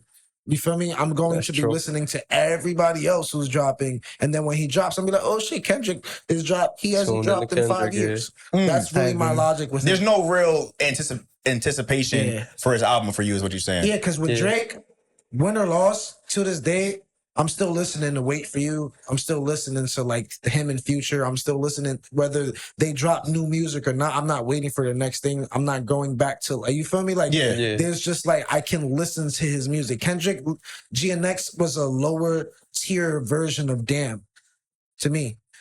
He just used this as momentum to promote him being in a Super Bowl and to build off what happened with 2024 with Drake. Yeah. I agree. I Stamp definitely that. think, it was Yeah. all just to like make sure he has, like I said, new shit to play at the Super Bowl that everybody's gonna love. Like everybody's screaming mustard at the fucking Super Bowl. It's That's gonna be like crazy. legendary. Yeah, The same that's as gonna that- be He need a live band That's what I'm to saying. play the backtrack of those horns. That's Yeah. going Getting to more be people, crazy. like- Crazy. He's making more music that more people can be going hype to at an event. And like that's why for me, like the album, same. It was a great listen, don't get me wrong, he's always lyrically gifted, but like I noticed like by the end of it compared to the other like music I reviewed throughout the week, I only have about like 3 to 4 like good songs that I favorited on there. And Yeah. like at least 3 of them were SZA. And then 2 of them were like something I enjoyed. Like, you feel me? Yeah, nah, there was one called Man of the Garden. That's and crazy. That shit was fire. And then there was another one, the Tupac one. I forgot what it was called though. Yeah, it was funny. I was listening to that song and like I didn't even hear the original Tupac song, but I was like, yo, this sounds exactly like he's doing Oh, Tupac. you're wildin', but that was literally one of Tupac's like Yeah. hidden gems. What Like, song was it? it was what you would call it? It was the name of the song actually. Let me see. I forgot the name of the song. Started with an R, no? I don't remember the track. Reincarnated. Reincarnated. Is it Re? No. It might have been. Don't quote me, guys. I don't know. I don't know, and I'm proud to don't know. Put it in the comments if y'all ever comment. But when y'all rating the album though, seriously, I don't want to get too deep into it because I'm literally gonna have to talk about this shit again. So I'm gonna give it an 8. For me, yeah, I was gonna say I'll give it a solid 8. I appreciated like some of the like retro yeah, samples that he used in there. The SZA songs definitely carried. Luther was like one of my favorite ones on there. yeah, I like Luther a lot. But Luther overall, was I'll a give good it one. an 8. And that's me not even being biased. I'm biased, so I give all Kendrick albums 10 out of 10.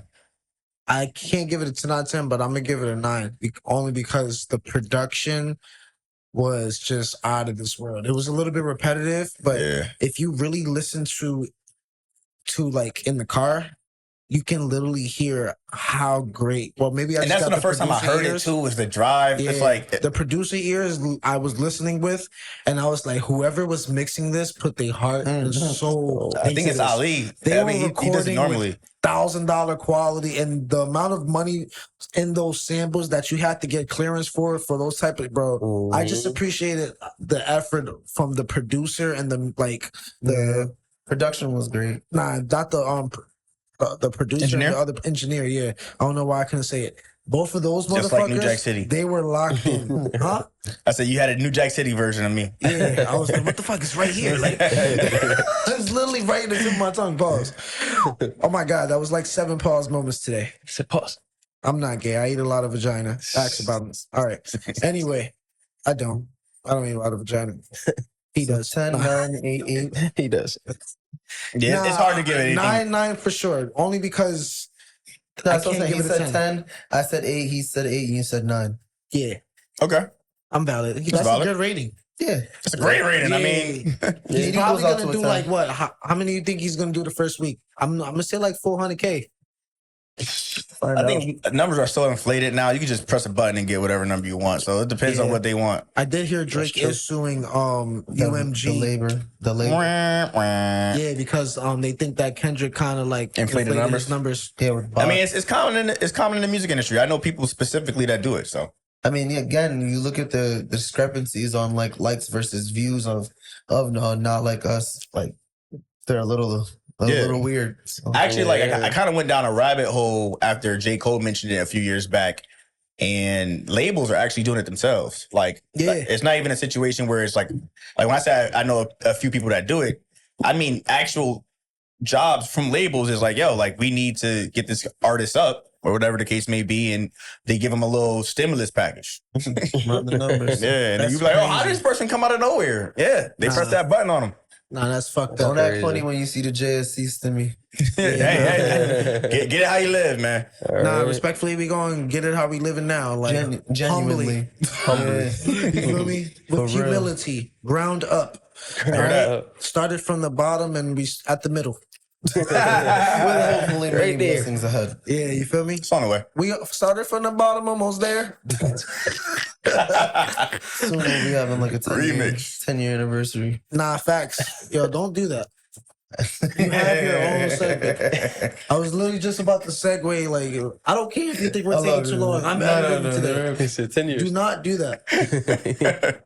I don't stop on your shit. I'll let you go. I think it was just a good reference in general. Like I was literally about to reference it and you jumped on it because you saw me Wait, for us moving my mouth. what's the reference? Yeah, that's what I'm saying. We're going to transition to the next topic. Nicki Minaj dropped a fucking album on the Pinkprint anniversary, 10th anniversary. Okay, what about Can't be it? sick with this all the time. You feel me? I got you. That's funny. Niggas be locked in all the time. By the way, we're all curious, so it's like it's annoying sometimes. It's like because I'm the one who be trying to be different. Oh, okay. Not trying to be different. I'm different, but these niggas be like trying to be like me, and it's hard for me to stand up when they always bunch like of different niggas in the room. Yeah, We all niggas. it's all good, man. Nicki Minaj dropped a fucking album, the Pinkprint, 10 years ago, and then she dropped another one, the same thing with 4 extra songs, and it was really good. I appreciated it. First song came out. Her was with Sway Lee. She has another song with Dave Guetta. Is it Dave Guetta or David Guetta. Guetta? No, David Guetta. Guetta and DeVito. And then my favorite was with her and Juice WRLD. Yes, I like sir. when she's in her rap bag. Once she gets into her rap bag, to me, that's where she like really shines. Classic Nicki rapping to me is one of the best rappers. It's timeless to me. Not female, just period. Yeah, Can always put Yeah, on some of the Nicki best song. verses in hip hop history. 100%. Monster, That's a fact. bodied. Monster's one of my favorite verses. Yeah. Yeah, Yes. she bodied Nick. It was with, what was it called? It was not too long ago. It was with him, her, Lil Wayne, and Drake. I forgot what it was called though. Word. Yeah, No Damn, 3 on I a song? yeah. It was recently, like 3-4 years ago.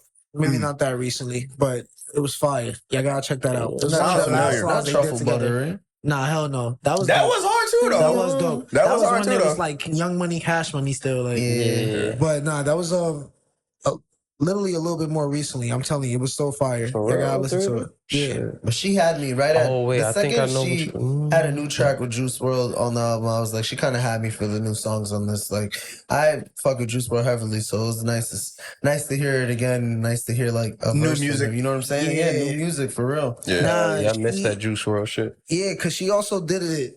Not only she dropped that 10-year anniversary edition, but she dropped the Juice WRLD song, and it's like a slow version, a fast version. Like she broke it down again. I'm just like a sped up version. I'm like, bro, this is really a thing because we were talking about that like a couple months ago in one of our episodes. How like people are really strategizing how to market the streams now and like kind of like finesse it now in Yeah. order to make sure they're getting their money's worth. Because if the streaming services are already trying to get you, you have to figure out a way to get them back. That's what lawyers do, right? So it's like For real. there's Survival of the fittest. defense, and then there's the people. So like everybody has to figure out a way to win.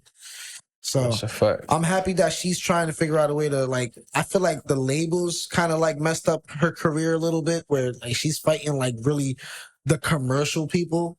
Because she should be a lot more solidified, a lot more respected in the industry. You know what I would have loved from Nicki Minaj though? What? Like a pivot into a label head. I think she That would have should've been went her acting, so though. fire. Like, Yeah. She should have went her acting bad instead. I don't think. ooh, Nicki- acting. I never seen her act. She can act, bro. She's I mean, she has a personality. I just told somebody yesterday, all rappers can act. Her Yeah. voice is too nasally for it. I think she's too like narcissistic in a way for her to be I like mean, all actors are narcissistic. You have to be. but like I feel like she really feels like she's like that bitch. Like she is in a sense, you feel me? Don't get me wrong, but like I feel like that shit will get too into Get in the her way of it a little character. bit? Yeah. Like she won't be able to break into certain characters. Like she'll be fit for one specific role. I get that. I've seen But, I her mean, in the movies before, though. Oh, word? Yeah, she's been in Oh, like movies. cameos? No, she's been in movies. I don't know off the top of my head, but I've literally seen her in a movie with Nicki Minaj? yeah, she's mad funny. I And she could was see her trying in to like get a some other holiday guys. film. Was it Beauty Salon?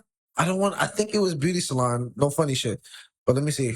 But yeah, she got the personality. You could tell that she could act. The thing about it from my perspective is being that she was such a dominant force in the music industry, I felt like if she ended up pivoting into a label head, it would be good for the culture. I don't think there's anybody who could occupy that space That'd be nice. as a female like her. Mm-hmm. But then again, you know, sometimes they always say too, like you never want an artist to yeah. be the label head because you might be competing with people on your own label. So Yeah. I mean, I don't know. I thought it would be dope, but she would have had the formula from Young Money, Cash Money too. That's Yeah. a fact. She had. She She would've all. killed it. What? She would have went crazy. Yeah. What woman would have done better than her? She would have signed Cardi, Lotto, and all of them before they even Like, became- come on. For real, though. That's Who would true. have done better than her in that role? Like, Nah, facts. Yo, genuinely, I don't know who. she was. I definitely seen this movie too. She was in Ice Age, Continental Drift, Barbershop. That was the one I was talking about. She Not was in Beauty Barbershop. Salon. I don't even remember her in Barbershop. I seen Yeah, her me in either. Barbershop. Side character. The Next Cut, that was in 2016. But she Oh, was in yeah, the The beauty Next salon, Cut. and then they were literally, she was like flirting and shit. I definitely remember her in that one. Another one y'all probably seen was The Interview. I do remember the She interview. was in the interview. Yeah, I James do Franco remember the was. interview. Yeah, Wow. See, when she's in those roles, she plays like that certain character that's definitely Nicki Minaj. It's the cameo roles though. Exactly. Yeah. I'm Nicki Minaj in this movie. Watch the movie. Yeah, literally. All right. The Cleveland Show. She was in the Cleveland Show. As a for voice- bit. voiceover? Yeah. Dope. So That's shout funny. out to Nicki. I definitely appreciated her album. She's definitely solidified a stamp. I'm happy that she's still being respected, and she dropped the album last year, and now this year she drops the Pinkprint 10-year edition, which is dope. Mhm. So I'm happy that she's staying consistent somehow, some way. She don't need to drop a whole album like Got you the feel me? biggest draw. I mean, her fan base is just crazy. Yeah, she's literally the rap version of Beyonce. You feel me? No funny shit. Type though. shit. Yeah. Nicki's the best, man. Shout out to Nicki. I'm gonna give you a little quick 4-pack, a nice little 9. Facts. Yeah. Yeah, but you a 10 though. That's some Sway Lee, Juice WRLD. Nah, yeah, Yeah, 9 for That sure. Sway Lee shit that's definitely going on the list, and the one with her and Juice WRLD, it's not really going on the list, but I appreciate how well you rapped on it. I don't like listening to people who died. It's one of my like pet peeves. I can't listen to them on the playlist. Like, For real? yeah, only around the times that they died or their birthdays I'll listen to. That's crazy. I like hearing like new music from artists that like, you feel me, deceased, but it's just like with this whole AI generated shit, it's hard Like, to you like don't know, see right? like Yeah, was that's this a good really point. in their arsenal or did somebody just Yeah. recreate it with their voice? Yeah, because my favorite artist, Mac Miller, they just announced his estate announced that he's about to drop another album. Oh, God. And I'm like, damn. But does that album even sound like type thing? It's That's stuff that crazy. it's an album that he didn't decided not to drop. And it Unreleased was, music? yeah, it was between the time. But of that's Good what I AM. don't be liking Yeah. sometimes. Because he bro. didn't want to drop it. Because now you're Right, for a like, reason. who is you're just profiting off of the fact that you have the Mac Miller name right now? Yeah. Right. Is this what Mac Miller wanted? Like, Absolutely. Yeah. God what's the forbid it was a reason why? situation where an artist is in the midst of making an album they wanted to make and passed away before it came out. Of course you drop that. Yeah. Yeah. Like Pop Smoke, basically. yeah, Yeah. exactly. But it's like- consumers. I don't want to drop this, but hey, listen, this sound like what? 40 million? Oh yeah, we gonna get that brag. Like, For real. It it's gotta kinda be a sad, certain man. level of respect there. hopefully like, there's with somebody there that is close to him that, got his sentiments involved, but I can't really speak on it. Nah, salute to Mac, man. Because I'm Yeah. definitely going to miss him. And Salute the Juice. you already too. finished with Pink Friday, right? Or Pinkprint, right? Yeah, I was gonna say for mine, the last two songs for me were Juice WRLD and then I believe Parque Gale, Remember Me. Like those were like great songs on that for her comeback. So I definitely gave it like a 9 as well too. Yeah, I definitely agree, man. Did you give it a rating? I didn't give it a rating yet, but from what I heard, I hate to be the guy to Bias. say it's 10s, but it's Nah, like yeah, see, now you can't You say can be that guy today. It's good hard music. to get It's a good 10, music. bro. It's You good only music. give it a 10 so all the time. easily. So what? Okay, so what is the reference for a 10? Like your favorite song or your best song, or like just a great production? I give 10s. I even like if people say rate this or whatever. If it's the best version to me, that I don't really see that I would do something different. I'd be like, oh yeah, that's a 10. I just see it more like the reason I could give it a 9 and not a 10 is only because it was a four song. It was a 4-pack. and you for could find that's already something been- wrong with it. Not that I could find something wrong with it, but it's just it was already on an older body of work. So Ah. she just revised an essay essentially. She did a little bit more. Okay. Nah, definitely Curves agreed. That's You feel me? that's understandable, but I just think that it's kind of when certain people drop certain things, I just tune in. Mm-hmm, So that's it. So Nicki Minaj is one of those people. Okay, so you give it a 9. What would have given it? What would have made it a 10 for you? Sonically, just a little bit different, or the Nicki Juice WRLD Minaj? thing? Nah, what makes something a 10 is something that is guaranteed that I'm gonna go back to after we have the discussion. Got you. Okay. So like Okay. if it's a 9, I'm not going to go back, but I do kind of like appreciate the fact that how well You like how you thought heard and it. effort. If it's an 8, it was like it was cool. I respect it, but I'm definitely like not even gonna like recommend this to anybody type shit. You feel me? If Yeah. it's a 7 or below, it was just like a hit or miss. Like Got you. So Okay. it has to have that like repeat. Yeah, with that value for you. with that as a reference, I would still say 10 for the Kendrick Lamar album. I've been listening to that all week. And like I said, I'm biased there. For the Pinkprint, from what I heard, I'd probably say it's a 9 because, like you said, when people make music with like certain estates with certain people that aren't alive, yeah. it kind of makes me feel a little eerie about it. And then on top of that too, the Sway Lee song that I heard was dope. Yeah. It's just that the thing about Sway Lee is like I really want to hear Sway Lee. more music from him, and I don't like hearing. Here goes Sway Lee just as a little. Feature, Yeah. sprinkle Topping, of Make swag. you miss him. Yeah, like yo, bro, Yeah. drop that. Yo, Topping. Sway Lee, drop the Nah, album, he's bro. living, Real, bro. bro. Yeah. He already went double platinum after Sunflower. He's Trust good. me, I get it. Trust me, I get it. He's chilling. Sway Lee's one of my favorite artists. And No it was funny one of those shit. situations where he became your favorite artist without you even really realizing it. Like Nah, I remember him when he was before, like Ray Ray Shremmer. Shremmer, yeah. He was always really, really good at making music. Yeah. Nigga, he I been always good liked him. since. I don't got no Right, time. right. Black Beatles. Right. Yeah, the mannequin challenge. Yeah, I knew him. Bad bitches is the only thing. Yeah, that I like, he got some hits. He really got Ain't no hits, like thing. timeless Yeah. hits. Yeah, so that's I'm giving it a 9 because Sway Lee needs more music out. Yeah, no funny shit. All right, so moving on, Nicki Minaj. Shout out to Nicki, beautiful. Hopefully, we get to have you on the pod. We won't get a Auntie. chair for you, like what's his name did. You will have to sit right there next to me. Right next to me. Yeah, that'd be the only time the guest sits on this couch.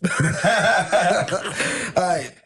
Wiz Kid dropped a nice little Afrobeat album, ladies and gentlemen, called Morayo, I think it's called. Y'all correct me in the comments. I really like this type of music.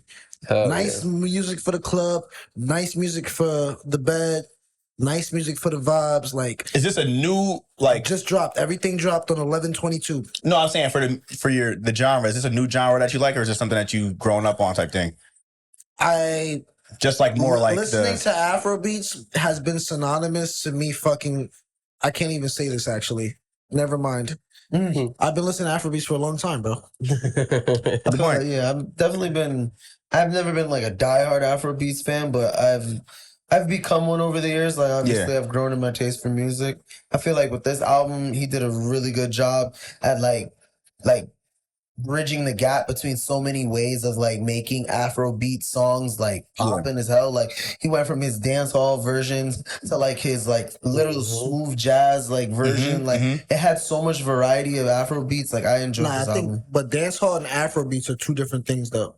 But I'm just saying like the vibe, like you know what I mean? Like you're in a dance hall. Like literally you're in a dance hall. Like he definitely gave us like party music for sure. Like he I feel like Wiz Kid was good at kind of setting the tone for what the day is going to have for you, like what the day is going to be in advance or the night's going to be. Like he has those type of vibes. So if you're playing this, you already know something is about to happen. So he's really good at being like leading up to what's going on. I think I like I forgot the name of the song. I think it's called "Bad for You" with him and Jasmine Sullivan. That drink's crazy, bro. That was my favorite song. That's a 10 out of 10 song. That was the main song that caught my attention on the album that I wanted to get to so badly as I went through. Yeah, that ain't hard. It wasn't the only one because he definitely does have some good solo songs on there. I think one of them was called Dance. It was like track 3 or something, which was really, really good.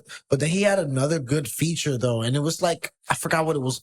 It started with an A, another female. It was really, really dope, yo. That was. I feel like he put his heart and soul into I'm relatively newer to Afrobeats. I didn't really listen to it growing up and whatnot, but as it started to become the forefront of like pop music as a whole, I think like over the past like maybe 2 or 3 years, it started really getting that super big push. I think Drake probably ushered a little bit of that in too. Maybe. Ever since he dropped Views from the 6. You think it was then? Respectfully, yeah. One Dance really set it off. Yeah. Because that's when I really heard One about Dance, Wait, which one was Hotline Bling? Was that Views from the 6 too? It was around the time. I think that was on the same album. I think that was on. Was it on it? Yeah. Yeah. Okay, yeah. So I think that was probably one of the eras. I mean, one of the starts of the era that ended up evolving to Afrobeats kind of taking over, and then you got all these people going crazy. One Dance, he's on that song. That's when I really heard about Wizkid. But then getting into other like Afrobeat artists, that's where y'all really got to tune in because Afrobeats, it really is like an untapped market, bro. That shit really been popping. I've heard. I haven't heard. I don't think I've heard 1 or 2 bad songs from the actual genre. Like everything puts you in a good mood. I like the beats. I like the artistry. Literally, the singing is dope. Yeah, I mean that's where music originates from. So it was Anais Cardot, by the way, that you were thinking of. Oh my god, her voice is so beautiful. It was amazing. Yeah, but it's funny for me because you said that when you were listening to the album, like you enjoyed most of his like solos. For me, I honestly thought the highlight of his albums were his features. Like he has a great way and like the artist like of picking an artist he knows that can like mesh with him perfectly. Like for every artist that he had like do a feature from Brent Faiyaz to Jasmine Sullivan, Anais Cardot, like all of them like came with their own vibe, but he also like catered to it as well too. Like he seems like that type of artist that's like easy to work with, like whether he's gonna like balance your cadence or like whether you're gonna accommodate to his sound. Like more or less he's just like an easy artist to work with. No funny shit. I like the whole album though. Like that's something that I'm definitely gonna go back to. Listen to more than Kendrick shit. So that's your 10. Nicki shit, huh? That's your 10. 9.5. Close to 10. Okay. Yeah. So you don't give 10s out. I do actually. I think I gave one out last week. Yeah, we did. What's your 10 album? I don't remember.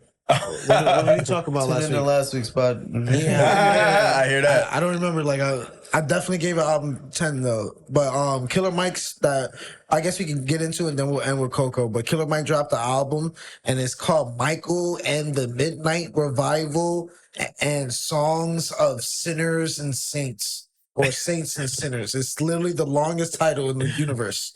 Oh, give Corday a 10. Corday. Yeah. Crossroads was a 10. That album, I didn't hear the whole album, but every song I heard was fire. the album, you gotta listen to it from top to bottom though. Really? Like literally, it transitions. To be honest, I didn't perfectly. realize it dropped already. Honestly, another take too, like Corday's album was better than Kendrick's GNX, and so was Tyler's album, honestly. But the production on Kendrick's album was better than everyone I've Outweighs heard all year, actually. But what were we talking about? Killer Mike. Killer Mike, He dropped yeah. a new album, and I was happy to put this on because Rad, we were talking about it last time. Like, you really didn't get a chance to hear why he won a Grammy last time off that last album. I finally know who Killer Mike is, nigga. And I'm actually really happy to know that this nigga's going hard. Like, And he can Yeah. rap. bro. that album was cool. Like, it's weird how, like, the first album I go for was, like, a gospel type of, like, approach, I think, from him. And It so was that- both though, and I didn't really find that. Like, I didn't find that appealing. Yeah, like, I didn't like it. And don't get me wrong, I loved what he said, like, lyrically, but, like, at the same time, like, when you put in, like, profanity and God in the same sentence, kind of, like, obscures me from, like, fully being, like, damn, Locked I love into this. it. Like, Yeah. and sometimes I'll be like, all right, that was crazy to say. is- and feels then a have little this reference from- blasphemous. This is Yeah. like from the last couple weeks where I've been saying like the lines are point. starting to get blurred between religion and secular, and the secular world, and people trying to make it okay to talk about religion, but not necessarily give religion its due. Like, it's Yeah. a relationship with God, but now they're trying to like, oh, I fuck with God, I fuck with God, I fuck with God. Oh, but let's shoot him up, bang, bang, bang, and do the gang life and not do anything that's really worth like Yeah, I feel going like to heaven Killer, for. You feel Good me? point. Killer Mike definitely treads that line heavily. Yeah, I agree. I think they're tasked with kind of figuring out how they could deliver the message in a way in which the people who aren't so close to God and, you know, so used to listening to this type of music will still some way try to listen to it. That's not the way. But the issue, I was about to say, the issue with that is you kind of water down that message. You water with it down that, what God is right? intended. And there for has you. to be a separation between, you know, secular music and, you know, Yeah. the actual other music. It's always cool to give God the glory, but you have to understand people are going to start believing this is true. And now you're giving out false information, like thinking like, oh yeah, I can be a hoe, do this and this and that, and still go to church in heaven, and just all I gotta do is mention God, and that's cool, and we're great. But that's literally not how it works. True. Even I know that. But it's just as a human being, we're just naturally born sinners, and it's just hard. So you have to really make that change and that initiation and that step towards that direction. But people, instead of trying to make that steps towards Him, they think like in reverse, thinking like, God, come over here. But God is like, I'm not coming over here. You either come over here to me or like, Yeah, it's my side. yeah, Or I remember you in my head because I'm all knowing and powerful, but you won't see me in heaven. Sorry. there's my side, or there's hell. Yeah, so Killer Mike, just be careful. Don't blur those lines. I definitely like the project, but you know, Killers and Saints, thank God. And then I hear Offset, you know, definitely just got done cheating on his wife, committing constant adultery and fornication and this and that. It's just like, are you really that holy, nigga? Like, you feel me? Like, Yeah. So the Glorilla album with the Kirk Franklin aspect of it, you wasn't feeling at all. not really, but I also respected it because she made it into just one song. Like that song was just that. I see what message. you're saying. You feel me? It So wasn't you can like, isolate. You're saying throughout the theme, the message is too. yeah, you Yeah, can't. it's way too conceptualized for who you are as a person. Verse like, one, about religion. Yeah, verse 1, you're like, all right, give God the glory, go to church. And then verse 2, you're like, yo, go sell drugs before Saturday and go into church and like rape people and commit crime. Too much, too blended. Yeah, you can't. Way too To me, blended. that's what the industry is becoming now in music. Yeah. And I feel like now people are starting to get comfortable with talking to God, which is cool. But like you said, there has to be black and white in the situation. It can't be a gray area. For That's a sure. good point. But I do appreciate that he could tap in with so many different artists, like, and bring them together. Like, who would ever seen like Offset and Blast on the same song? Like, Thank God for the producer and engineer, nigga, because they making it work. He is an old school nigga, but his old school flows on these new beats, they definitely correlate and they can coexist. And I appreciate Killer Mike actually making an effort at 49 years old. That's his age, right? Yeah, He's 49. At 49 years old to do some Nas shit. Like, he's really on some Nas shit right now. Yeah. So I appreciate Killer Mike, man. His album is definitely a 9.5 off of effort, off the beats, off production. Nah, I can't. What did I give Kendrick? I gave Kendrick an 8. An 8. Oh yeah, they both at 8.5. No, I gave Kendrick a 9. Nah? No, you gave Kendrick a solid 8. Yeah, you gave him 8. I think he gave him a 9. I Nicki gave gave him a Pinkprint. 9. Oh yeah, And I gave him a 10. I gave him an 8. I'm gonna give Kendrick an 8.5, and I'm gonna give Killer Mike a 9. Yeah, facts. Because I'm probably gonna go. Mike did his thing, bro. No, Kendrick's is going to get all the hype, the love, and the accolades, the streamings, the views, but don't overlook all this other great music that dropped on 11/22. Because if I'm not mistaken, Rad, you also told me Ice Cube dropped too. Ice Cube actually did drop an album. So honorable mention for that guy. Shout out to Ice Cube, and shout out to everybody still making music. And my final person that I want to give a shout out to, because she is leading the Christmas season right now with music, and it's Coco Jones, Coco the love of my Jones. future life. Second life after Lotto, because we're gonna get a divorce. Coco Jones is amazing. Yeah, I heard this. It's voice called is so Coco by angelic. the Fireplace. Bro, Excuse me. I It just made me want some spat Coco by the pause. Fireplace. Yo, bro, I go. definitely want Coco by the Shit. Fireplace. Wasn't even out. With the A or with like out the A? Oh, wait, you talking about hot chocolate? Or you talking about Coco? Because I'm still on Coco a Jones. little bit of both. Yeah, I want Coco Jones. Yo, the play on words, because she's hot, and she said Coco by the Fireplace. Exactly. So you need a woman and some cocoa to No, stay cozy by the fireplace. Yo, Coco. Pun intended. That's a good name. Coco Jones, she's actually really dope for doing this. Like, we've heard her, we just heard her recently on a song with Future, if I'm not mistaken. Bro, she's a new version of our new generation of Mariah Carey. I believe I was it. I thinking mean, Keisha Cole. it's funny because, like, with the songs on the album, like, when I initially saw she made a Christmas album, I thought she did the same thing like every other artist does, and just makes like renditions of like Older songs? Yeah, like Nah, Santa she made Baby. hits. Yeah, like she literally came through with her own songs and like Yeah, what I heard was fire. exactly. Yeah, And Stringing Lights is my favorite one. That was the that last was pretty song. good. I like Christmas. Christmas is Santa is Me. That was Question. the first one. That's the first one. Yeah. Yeah, that Are one was these pretty songs that you're gonna play during the Christmas season for years to come, or are these just a good moment songs? For the Probably a Stringing moment. Life, that's definitely going to be on the list. And once I add something on the R&B list, it's a wrap, because I have genre lists. So like that's definitely going to be Okay, so next year, Because that, got that Christmas spirit, throw on some Coco. well, like you said, when we were listening to it, also it didn't really give us like a Christmas vibe. Yeah, not really. One song. But it did It was give just you- hits. But it Yeah, gave you a literally. winter vibe. It didn't say it was a Christmas like holidays like album anyway. So Coco by the Fireplace is winter time. So it is a winter point. type of song. Yeah, Yeah, the cuddle winter up, theme. listen. you cuddle, you cozy. Like, this is how I like really feel like for in the this season. moment. Yeah. Yeah. So it's seasonal music. So Yeah. she did a great job. I definitely liked it, and shout out to Coco Jones, because it was a nice little quick listen. I love me quick listens. I just don't like quickies. You feel me? But Stamp that. yeah, talk to me fast, but don't do the other thing fast. I don't know how PG I got to keep it with you here, because I don't think you cursed since we've been on the pod. Yeah, I try to leave it on set. All right, so you do curse. On set, any type of like specific role, I like to embody the character. But for Bridgeport the Movie and Dead in a Day, What are you in the movie, if you don't mind me asking? Real quick. and like the actual drama aspect Yeah. of it. So Bridgeport the Movie is about a businessman who is like in church, and he's trying to be in a situation where he's like better in his life. And at the point in time in which he actually gets to the point and he's making those right strides in the right direction, he gets tried. Oh man. Yeah, so that's where we start the movie at. Oh, wow. And you start to figure out what he's going gonna on? do, what's going on, and how he responds So pretty to those much, interactions. like Ghost.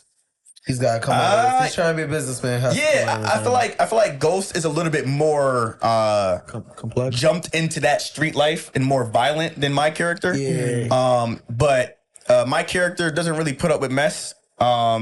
He's less proactive about violence, but he definitely will incorporate it into his day to day if need be. And the situation that arises, that rises in the movie definitely calls for some violence. So it's a good watch. It's a good watch. Bro, I got. Okay. Don't tell me. I Ready to want to tune find out. in. Okay. We gonna lock Cool. in. I'm Make excited. sure y'all tune He's in. a smart guy. He's a smart guy. Bridgeport the Not Movie just coming brute soon. force. A lot of this. You or the character? Both. All right, just want to make sure, like, you're not just written as a smart nigga. I wrote it, so Yeah, and that's then what I'm saying, like- this guy right here, he's less cerebral. This guy's less cerebral. Same thing with him, but she's very intelligent. Really? Okay. She seemed intelligent just off the glasses. She said the glasses. Some of the Yeah, glasses. I like Just off to the I like to glasses. write the characters based upon the real world iterations. It's easier for you to mesh into the role. So, like, you knew the actors and then you wrote the story, or This is my mom. This is my shit. cousin. This is a good long-term friend, and this is a professional relationship that I've had, this year.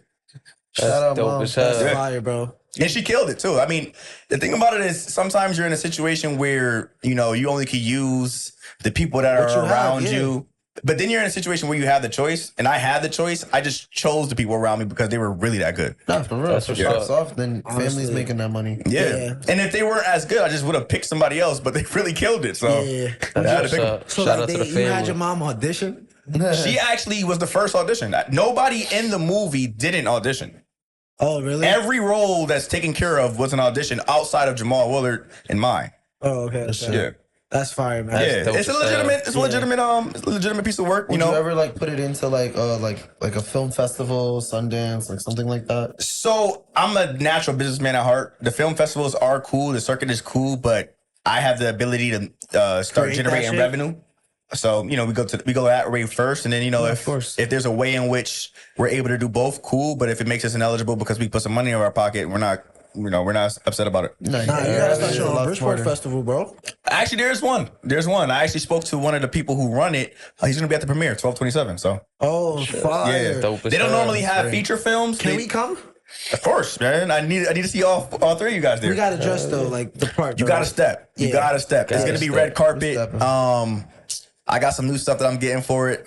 So yeah, photographers, paparazzi, on carpet interviews, everything. Can we interview If you want to work it, you could for sure. if we have, like, look, what we talk about that on the pod? I'm sorry. I'm Yeah, getting no, that's cool. If you want to that's work dope it, we as can hell. work it, or you can come as a guest. Either way. both, nigga. I'm doing both. Yeah, that's a good experience. I like experiences. Jungle on the red carpet, man. Yeah. Yo, but listen, I officially am going to pass the mic to Mr. Rad. He's going to talk about the trendy news. We'll lead the topics, and then we obviously going to chime in. We can't just let this nigga talk for the next 30 minutes, but let's go. Thank you so Rad, much. talk about it. Yo, what's good? We here with Trendy. Y'all already know how it's been. It's been a good week. First off, obviously, I gotta give an honorable mention. I don't know if you guys were aware, but Lil Baby totally just graduated from Harvard. Did you guys hear about Harvard that? is crazy. Nah, that's wild. I did not know that. Business, bro. that's Let's tough. go. Bro, well, he didn't really graduate from Harvard. What he actually did was it was more of a business program that he went through. But Still he valid. Yeah. he ended up getting his diploma. Certificate. Okay. And then from there went home, had like a nice little celebration with family about it and stuff.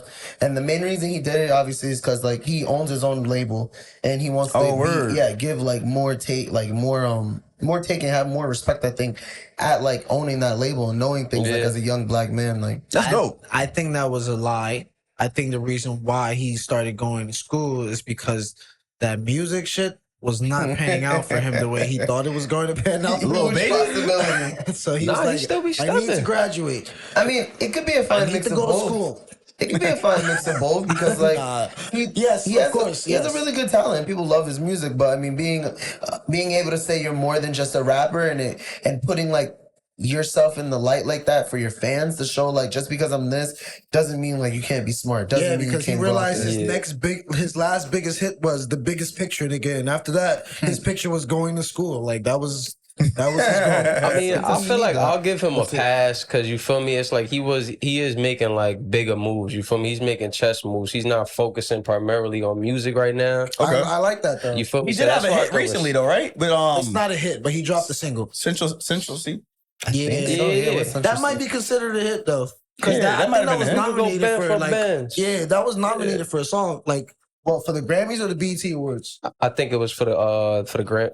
Was it for the Grammys? Either way, I mean, it probably put some money in his pocket. That was a hit. Yeah. But that was for Central C from Central C because he was hot and then he kind of hopped on that wave. He did the business move. Yeah. Because he was in business school. That's fire. I like that. Stamp it. You gotta stamp it. That's why you go to school. Nah, real shit though. Yeah, shout out, I like the moves he That's made. what's up. Shout out, Lil Baby. It's funny, like, to put the stamp out there that he's like, he graduated Harvard, but yeah, he went to a program there, came out with a certificate, and like I said, as being a popping artist and being someone now that can also be like, well, I went through school and I got what I needed done so that I can look like a representable boss for my own label. Like, That's dope. I think that's sick. I think Swiss Beats did something like that too. Yeah. Matter of fact, I think Swiss Beats was actually in dorms. I think he went to the same what is it, college? Yeah, Program? the same program. Oh, I think dope. he was That's recommended what's by up. Swiss Beats. I wish he was on the College Hill Celebrity Edition. Like seeing them certain celebrities graduate college, like Oh, that should be actually dope. I ain't gonna lie. I don't fire. know if it's fabricated or not, but like I'm sure there's a little I feel like sauce in a it. little- Yeah, you gotta put a little For sauce in sure. it. probably a little sauce. Yeah, But I mean, niggas with sauce, you obviously, everybody knows about the beef that happened. GNX just dropped. Drake talking GQ. shit. oh, I know what you're talking about. My Nigga. fault, bro. GNX just dropped. So obviously everyone's aware that the main reason, like, you can even like have the conversations on like things like Lil Wayne and like other people like Kendrick mentioned is obviously because of Metro Boomin and Future. They literally just became, I think it's Hitmakers of the Year, and they word. and they were on an interview with GQ. Did you guys look into that? Crazy. That's I didn't know dope. he did. I'm learning about it now. Bro, it's pretty Yeah. dope. I saw the shoot though. I just didn't know what they were being honored for. honored for. But Well, yeah, the fits were fire as GQ. It was for it was for It was GQ. fire. It was for Hitmakers of the Year, and that's actually pretty dope to go over through because in the interview, like, you end up seeing like more on like talking more into the beef, and it's funny like seeing the perspectives of both people. Like for Metro, the main reason everything started was because of a personal issue. Like he said he didn't even actually have beef with Drake, like on some like crazy level, but it was more like a personal level. It's like, you know, when your boy like does some shit and then you're just like, damn, like I can't believe you did that. Did that shit? Yeah. You feel like I feel like Drake fucked this bitch. It Wait, gotta be so it. question. GQ got this out of them for the magazine? Yeah, I mean, they spoke on it because obviously, like, Dope. there are two people that started one of the greatest hip hop beef. Future and Metro are two people who started one of the greatest hip hop beefs. With Like That, of right? yeah, with Like That. So of course I'm gonna ask them the questions like to see what inspired this. And yeah, it turns out Metro was doing it over personal issues. I feel like that's I'm crazy. not gonna lie. I crazy. feel like they all went on that interview and just capped on everything. I mean, Future capped. What's his name? Metro, Leland Wayne capped, and look what you think fucking Future said, bro. Future was like, I don't even know what happened. I feel He's like oh, Future- they were beefing? I had no idea that they were beefing. Gotta do Future the politically definitely correct took the way. safe way out with that one. Though, Nah, like, Future. he definitely He did a did. Future way out for sure. Literally. He said Big Sensational. 3, that's on my song. I'm supposed to be the one who gets mad. I'm still confused about that. That's what was so fucked up about that shit, to the point where I'm so player, I ain't even said anything to the public about how I feel about it. Like, why everybody so mad? He was talking about me on my song. So y'all forgot about me? I ain't a part of the Big 3. I'm nobody on my song. Who said that? Future said this. Taking the Was that safe at way the out. GQ interview? Yes. So like when he said this, I was just like, is this nigga on a new level of drugs? What is Future fucking talking about right now? That was He like, really thinks he's a part of, he's in the Big 3. What? When was that ever a part of any type of conversation, bro? I mean, for some people, Future is a part of their big three. For a Bro, lot when of you people, literally it listen was to the a Big lot. 3, bro, who do you think of? And who was the main conversation? And I know Future didn't just come in your head, bro, at all. for me personally, I'm putting He gonna say me Future personally, out of it. I'm He gonna putting say Future out of over a it. nigga like J. Cole. That's not what I asked. He gonna say Future. When the Independence Day. majority people come to a conversation and consensus about who the Big 3 is, who are the 3 people that come to mind?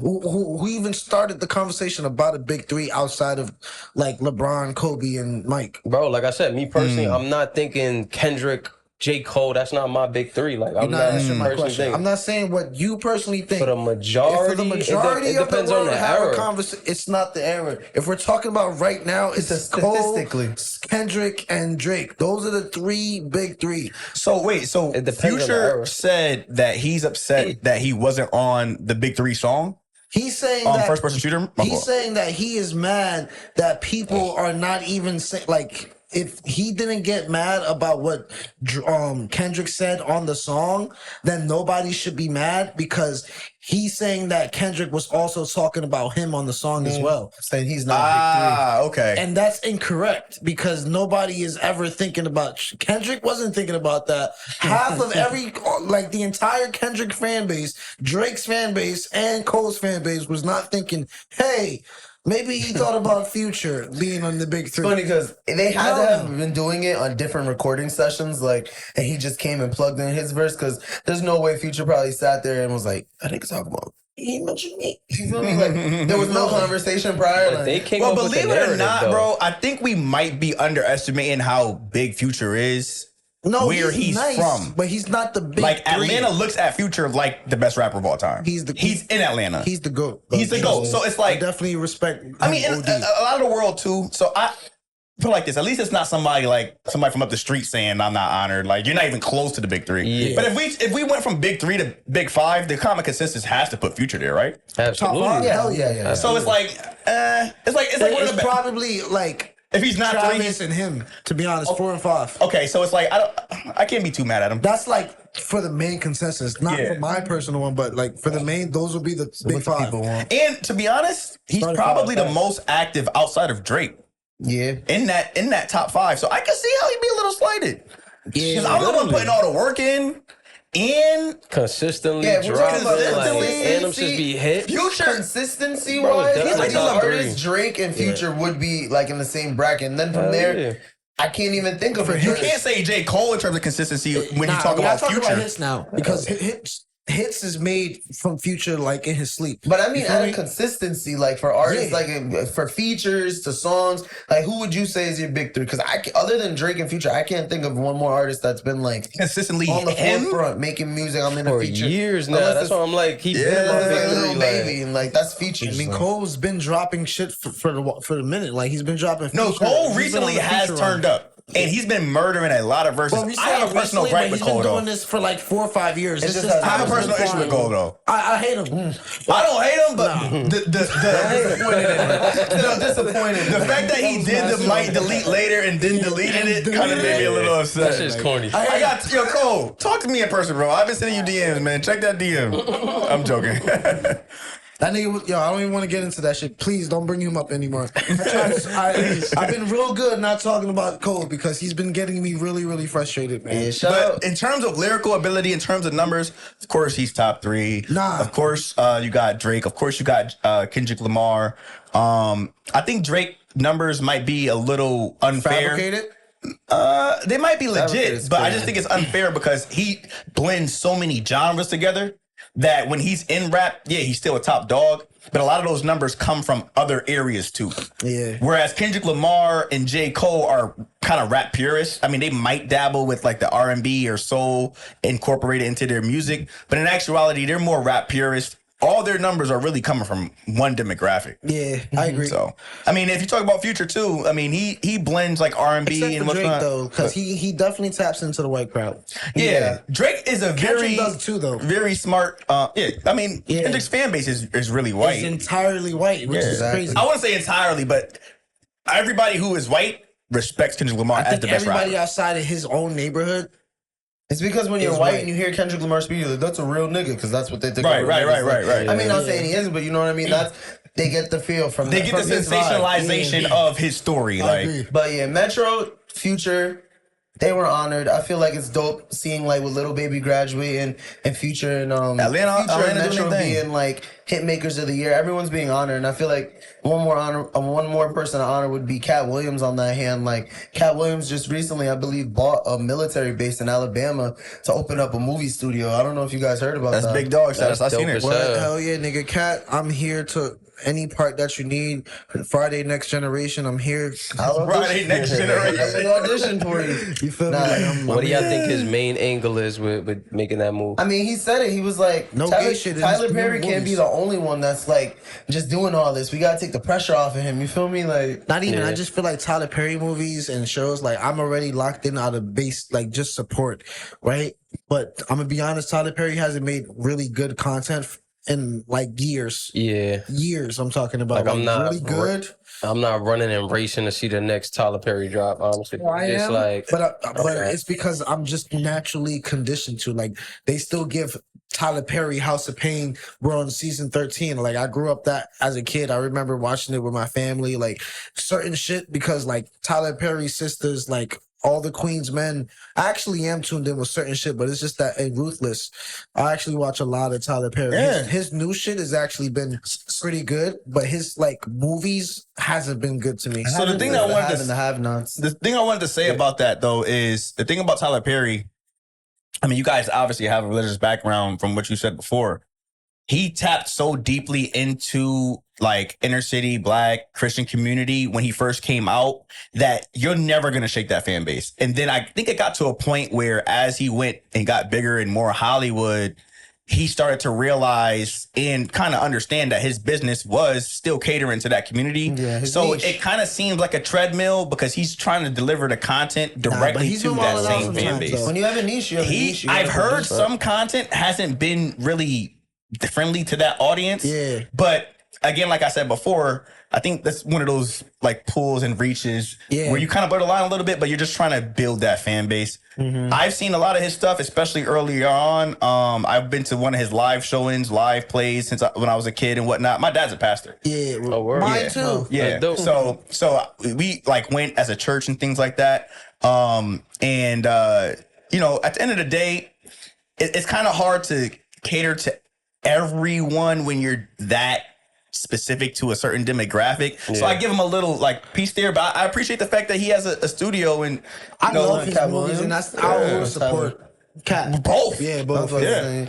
What do you think that Katt's gonna lean into? Do you think it's gonna be more like comedy? Where do you go serious or like action? Yo, He'll go whatever's most lucrative. Tyler Perry was willing to blur certain lines and compromise in certain areas that I don't think Katt is going to. I agree. And I think that because of that is going to gravitate certain type of artists, like actors and everywhere towards them, that they know that they feel comfortable enough to know that they don't have to necessarily cross the line because they know he didn't cross that line. He said nobody's clearly wearing a dress advocated. here. Nobody's wearing a dress. If you're a straight person, you don't have to worry about doing this. So I think that's what kind of like made me realize he wanted to do that, because like the reason why he hasn't been doing business in Hollywood and as far as movie wise is because those relationships were kind of like messed up. So he has to figure out a different way to like still do You gotta what do it he on your loves. own. And that's literally the only way. So But I if he's agree. not going against the grain, like on that field where it's like, you know, guys dressing up with, you know, dresses and shit like that,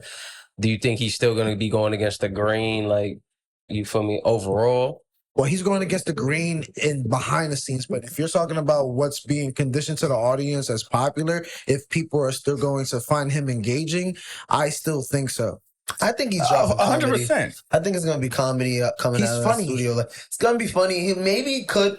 I mean, he's smart enough to make and do anything he want, really. In reality, so I think whatever he does deliver, we'll all appreciate it from him. And I feel like the people that are in those productions are gonna benefit from it greatly. Like as what, like from getting respect and like what you want as a actor or actress. You know what I mean? Up to like just like how well like the company treats you. That's a Yeah. big investment though. Like Yeah. that's a serious investment, and I just hope Interesting, man. I hope he's serious about it. You feel me? Because like a movie studio in Alabama, he's about to make Alabama popping, bro. I know they haven't That's even crazy. gave out the location of the base yet, but we like there's only also many like bases out there, so like they yeah. narrowed it down. There was, I think he got it for maybe like 1.5 million. That might have been the sale price, like That's on the not bad. location.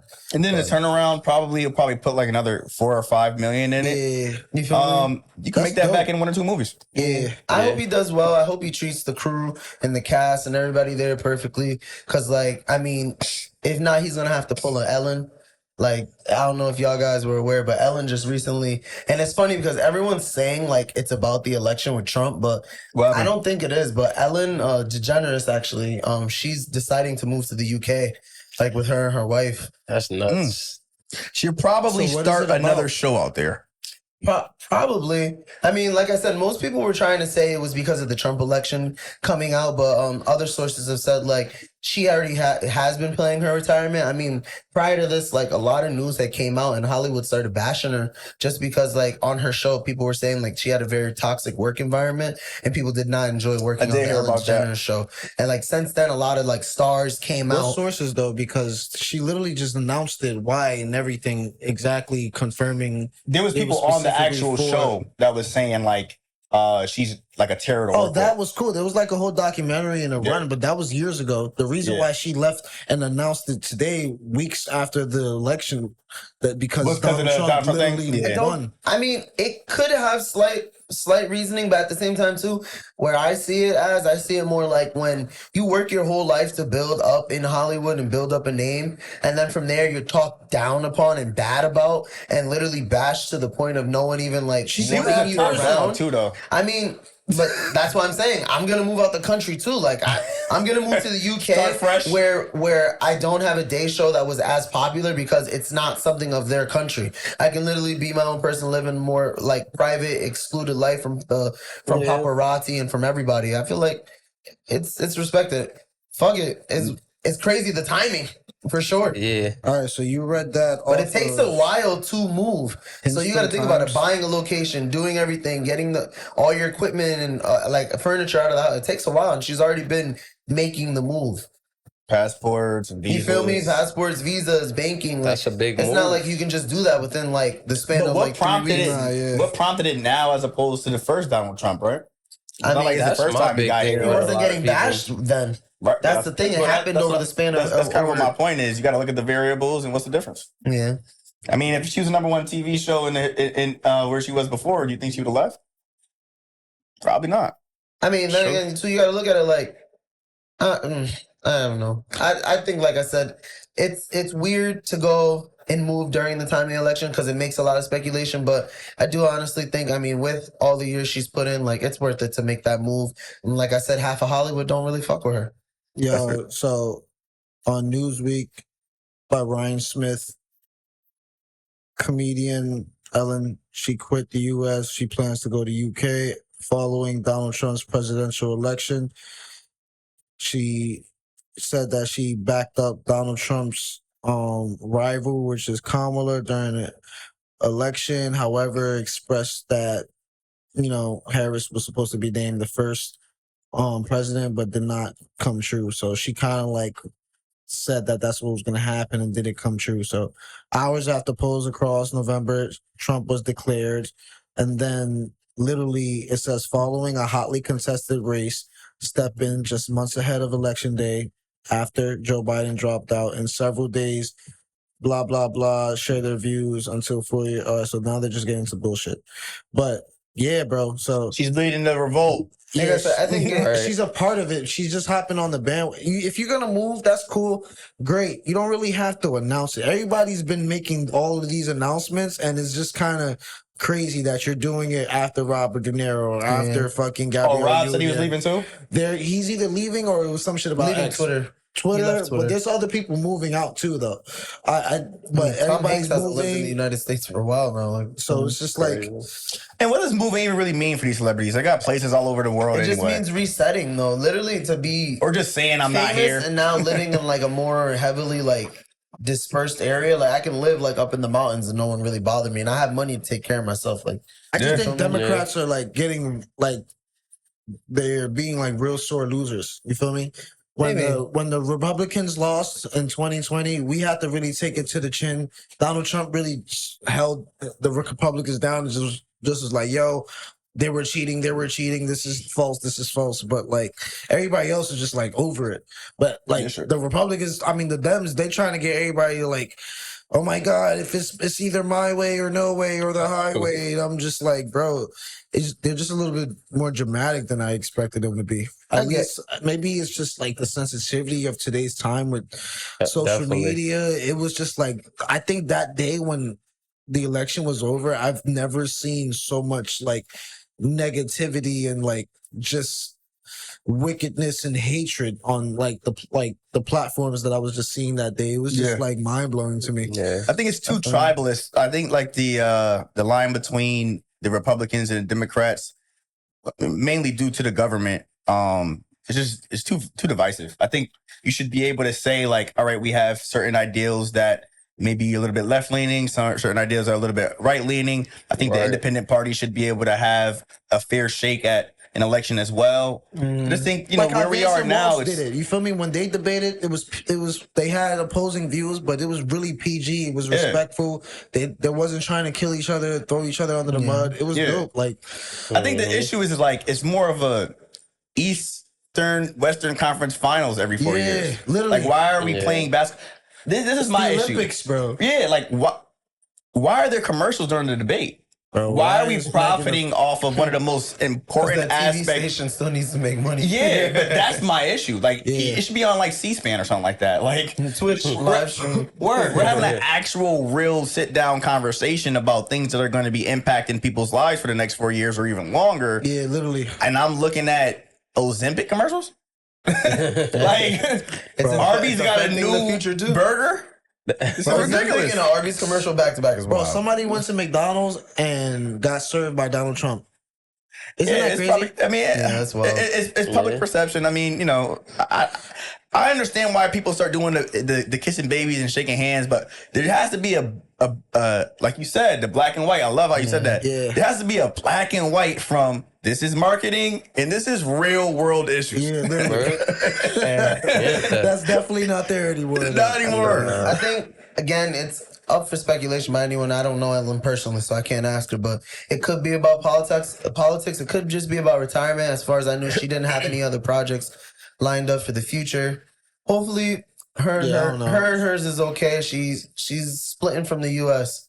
I mean, she grown. She can make her own decisions. Do what you want to do. Did a Go ahead. Speaking of divorces, from countries or a body of a person, I don't know. I really don't know how to say that was his the name. worst transition so far. The other ones were the real intro is this. I was gonna say I really don't know how to say his name. I don't know if it's Nav or NAV. It's and Nav. then, I don't see the dots in the middle, so I'm like, it is Nav. But yo, Nav just got divorced with his wife, bro, and the craziest shit happened. Did you guys actually hear about it? Bro, this nigga literally, the wife wanted to take half of everything that he Per wanted. usual. That's And tough. she can't do it because everything that he owns is under his mom's name. Bro, all of his assets are in his mom's name. Harvard so he's business actually degree. broke, like on paper. Harvard business degree. Yeah, he really has no money. Nah, funny thing about that though is, you know, one of the things that you do learn when you do have your own business is to have a clear divorce or division between what you earn and, you know, what the business earns. So that's a smart play on his end. You see, bro? No, and that's smart. he should have had a prenup too. Cause look, but that's another way to like not have a prenup though. Yeah, you just do shit in the shadows, and then like you're gonna find out later, like this isn't yours. This is mine. crazy. all That's along. fucked up though. Bro, would you guys do that to your wives?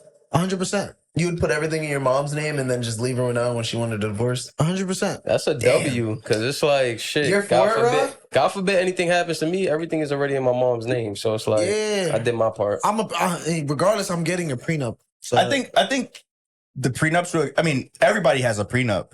They either have it supplied by the state or you have it supplied by your personal lawyer, because there is a prenuptial agreement that everybody has to follow, standardized by the government. That's why the women end up having half of your money. I think you should cater it directly to your relationship, especially if you're in a situation where you are a businessman or a business person, where you have such a large amount of, you know, your life tied up into something, especially assets, etc. You know, I think it makes sense. I mean, putting it in your mom's name is one of many ways that you can protect yourself from divorce. So Yeah. I think another soccer player did that too. I forget who the name is. If you know that name, write it in the comments. But there was another soccer player. I heard something about that. That did something like this too. Like his wife tried to divorce him, and everything was in his mother's name. So from there, she couldn't get anything from him. That's crazy. It's a smart play. That's a Yeah, strategic wrong. move, But right like, what there. if they divorced? Right? He did that, but she was at fault. So he would basically take everything, like half of hers. Wouldn't that be some Plus shit? 4, like a Uno card. hey, bitch. it's actually in my dad's name. Yeah, that's crazy. I like that though, man. Shout out to Nav for being a genius. How would you feel That's if your tough. wife did that to you? You go for a divorce, and now you just found out everything she had was in her dad's name. I don't think divorcing should be a financial come up. Just like the same way I don't think having a kid should be an investment for women either. It's one of those situations where if you're so unlucky to actually go through those processes, you an income tax baby. No, like yo, I think it more or less like I just don't want to be homeless. Nigga. You a snap baby, nigga. I just don't want to be homeless. Fuck it. Yeah, I mean, you know, it was our crib, and now I found out it was in your dad's name, so you just kicking me out, and I'm gonna be homeless. That's wild, bro. Hey, you guys put up with something there. I'd rather us both put that bitch in escrow and move out at the same time. You feel me? Like, yeah, if you buy it together, I understand that too. I think each relationship makes sense. But listen, if you're accustomed to a lifestyle that I'm providing you, and then you want to depart from that lifestyle. Depart from the lifestyle, not just me, and keep the lifestyle. Yeah. Depart from it all. Divorce the whole situation. You can't just divorce me and keep everything else. That's a fact. I really can't believe that. Shout shit out to Nap, though. I ain't gonna hold you. Yeah, the facts. I was gonna say I can't believe that. Sad they're going through it. Last one I wanted to touch on before we ended this whole trendy. I know you guys had to have heard, but the lady actually that pressed charges against Jonathan Majors literally just rescinded all of her charges towards him. Can y'all believe that shit? I definitely could believe it. Yeah, I don't like it. I mean, not to say that I don't like it in the sense that he's off the hook. I think he, No, he's not. That's the thing, though. He got dropped from Marvel. He got dropped from everything. So that's what I was gonna say. If at some point in time, and this is what I hate about certain things, I'm glad you brought this up. If at some point in time you think there's a possibility in which you're going to backtrack or rescind that whole motion that you had. Why'd you do it in the Let's first talk about it behind closed doors first. People's lives are being a Marvel contract? Bro was literally come on, man. Prominent black actor. You can't. Bro did amazing in Loki. Killed it in. He's a good actor. He killed it in all his Creed. That's what I was gonna say. Boxing movie. Killed it in Creed. Had King Dynasty coming out. They dropped all of it. I haven't even watched Creed since because I just felt weird watching it now. Yeah, it was just spoke onto his life. It reminded me of everything that happened. I was just you're not even watching the movie. You're watching the actor. He's literally Diamond Dame. That's the craziest thing. Yeah. And then to have the lady rescinded, I think is just a major blow after to see I think more or less makes you look more evil to me. But I'm happy that he's good now. He could make more movies now in the future. He can't make Marvel movies. Well, my take on it is he probably can now, but just that Kang shit might be over. I think pride-wise, I wouldn't even go back to Marvel. For you to drop me like that before I even had a chance to really explain myself, and you see shit that went on. Don't get me wrong, you see the footage. Yeah. He pushed her a little, but he ran away from her. Yeah, my question is, he got founded guilty, right? So how did she drop charges after being found probably guilty? Civil suits. It was probably civil suits. So there's a difference between the actual criminal aspect of what you're doing and then the civil aspect of me speaking to you with a non-criminal case and me wanting certain types of reparations or something behind it. Because he got found guilty for certain things and not guilty for other things. Yeah. So I think big time studios, or not even just big time studios, but all endorsements, I think they should be limited to weathering that storm with people until you're found guilty. Yeah, because it's too often that allegations just ruin somebody's whole career, and then they end up found not guilty, and it's okay, we dropped you just because we don't like the bad press. I think it's more. It leans more towards black men. I mean, when you 100%. Look at Robert Downey Jr.'s career, he had a lot of mishaps, and he ended up being the shining star of Marvel. And he's back again, right? So so it's Dr. Doom. Exactly. Mm-hmm. So it's sad to see that happen to Jonathan Majors. Yeah. I hope it doesn't affect any other people. But he had a drug problem, and this was in a domestic issue. So those two things do make a difference. Mm-hmm. Because if he was a domestic abuser, I think he probably wouldn't have gotten that opportunity. But I think it's because he's something domestic. It's a black and white thing. It was just the narrative. It kind of got out of whack really, really quick. So I think they just wanted to stay away from that because they had a lot more ties as to far different stories, different movies that they got to focus on versus him having to focus on this one lawsuit. So it was just to me, I think it was literally a business decision. Absolutely, for sure. Yeah, for sure. Absolutely. Yeah, they probably wanted him too. They probably lose yo, we fuck with you. This is all good, but logically, this just does not make sense for us right now. You get your shit right. I hit you up in the next wave of contracts of movies. You feel me? Business is business. Yeah, because now they're doing Dr. Doom. They announced it with Robert Downey Jr. The only thing is they probably can kill Robert Downey Jr. off and then lead up to him being the next big bad guy. He'll be a variant again. Yeah. Who knows? Keep on the lookout. Maybe. But yeah, I am done with Trendy. Thank y'all for bearing through it with me. Yo, you did great, man. You're getting a lot better every single day. I like the transitions. I apologize for not believing in your process and cutting you off for certain things. Yeah. Did your thing. It was fucked up a little, but like I said, I didn't know how to like perfectly jump from Ellen to like now I'm getting a divorce. So like I just wanted to. She divorced the country. She did. Yeah, she divorced the country. It was cool, but it was just a little inorganic for me. It was I respect it. I respect the approach. The process That's why I was version. like, he was flowing with the other shit. That's why I was like, oh shit, I didn't mean to fuck up the GQ shit. That's why I find it. I find it fun when you put the assortment and then I mix it and you're just like, oh shit! Like, Like, brand new. I feel like you're doing it on purpose. Like, I when I try to send find it to you, send me the order of how you want it so I can put it there. So I like your reactions because then you're like, oh, no, because you're making me look dumb on camera on purpose now. Like, I know you do that on purpose. No, you talked everything beautifully. I love you, bro. I think our banter today was top tier. All right, Ra is next. And we're 223, Ra. All right, let's do it. We're going to Open the speed through the relationship topics. Time to get spicy. Yeah, not too fast, but we are gonna skip the first exit question, and we're only gonna do one exit question. Okay? Let's not attack everyone's answers. I think let's do this for us. No banter. Look, we're real professional here. All right, time to dive in deep. Pun We're getting intended. to relationship. Nah, man. Come on. Nah, that was a good one. You It's time to feel dive me? in deep. I got Come on. I'm Unintended. not used to it. That's it. Nah, but time to get into it. For the first question on the relationship topics. If you're in a relationship, can you like somebody else's sexy pic on IG? I don't think it's a crime. I think it's case by I told you that shit's gonna fall. It's case by case. It's case by case. Put it down. Listen, Bridgeport the Movie is coming out on December 27th. That shit hard. I want everybody to see this. Yo, check out Bridgeport the Movie. Bridgeport the Movie coming soon. Nigga, this shit That gonna be shit on the dope. thumbnail. I promise. Yeah, now at this point. Yeah, I think it's case by case basis. I mean, if you're, the younger kids, I think. Put it like this, my era, we kind of grew up with social media. I'm 31, by the way.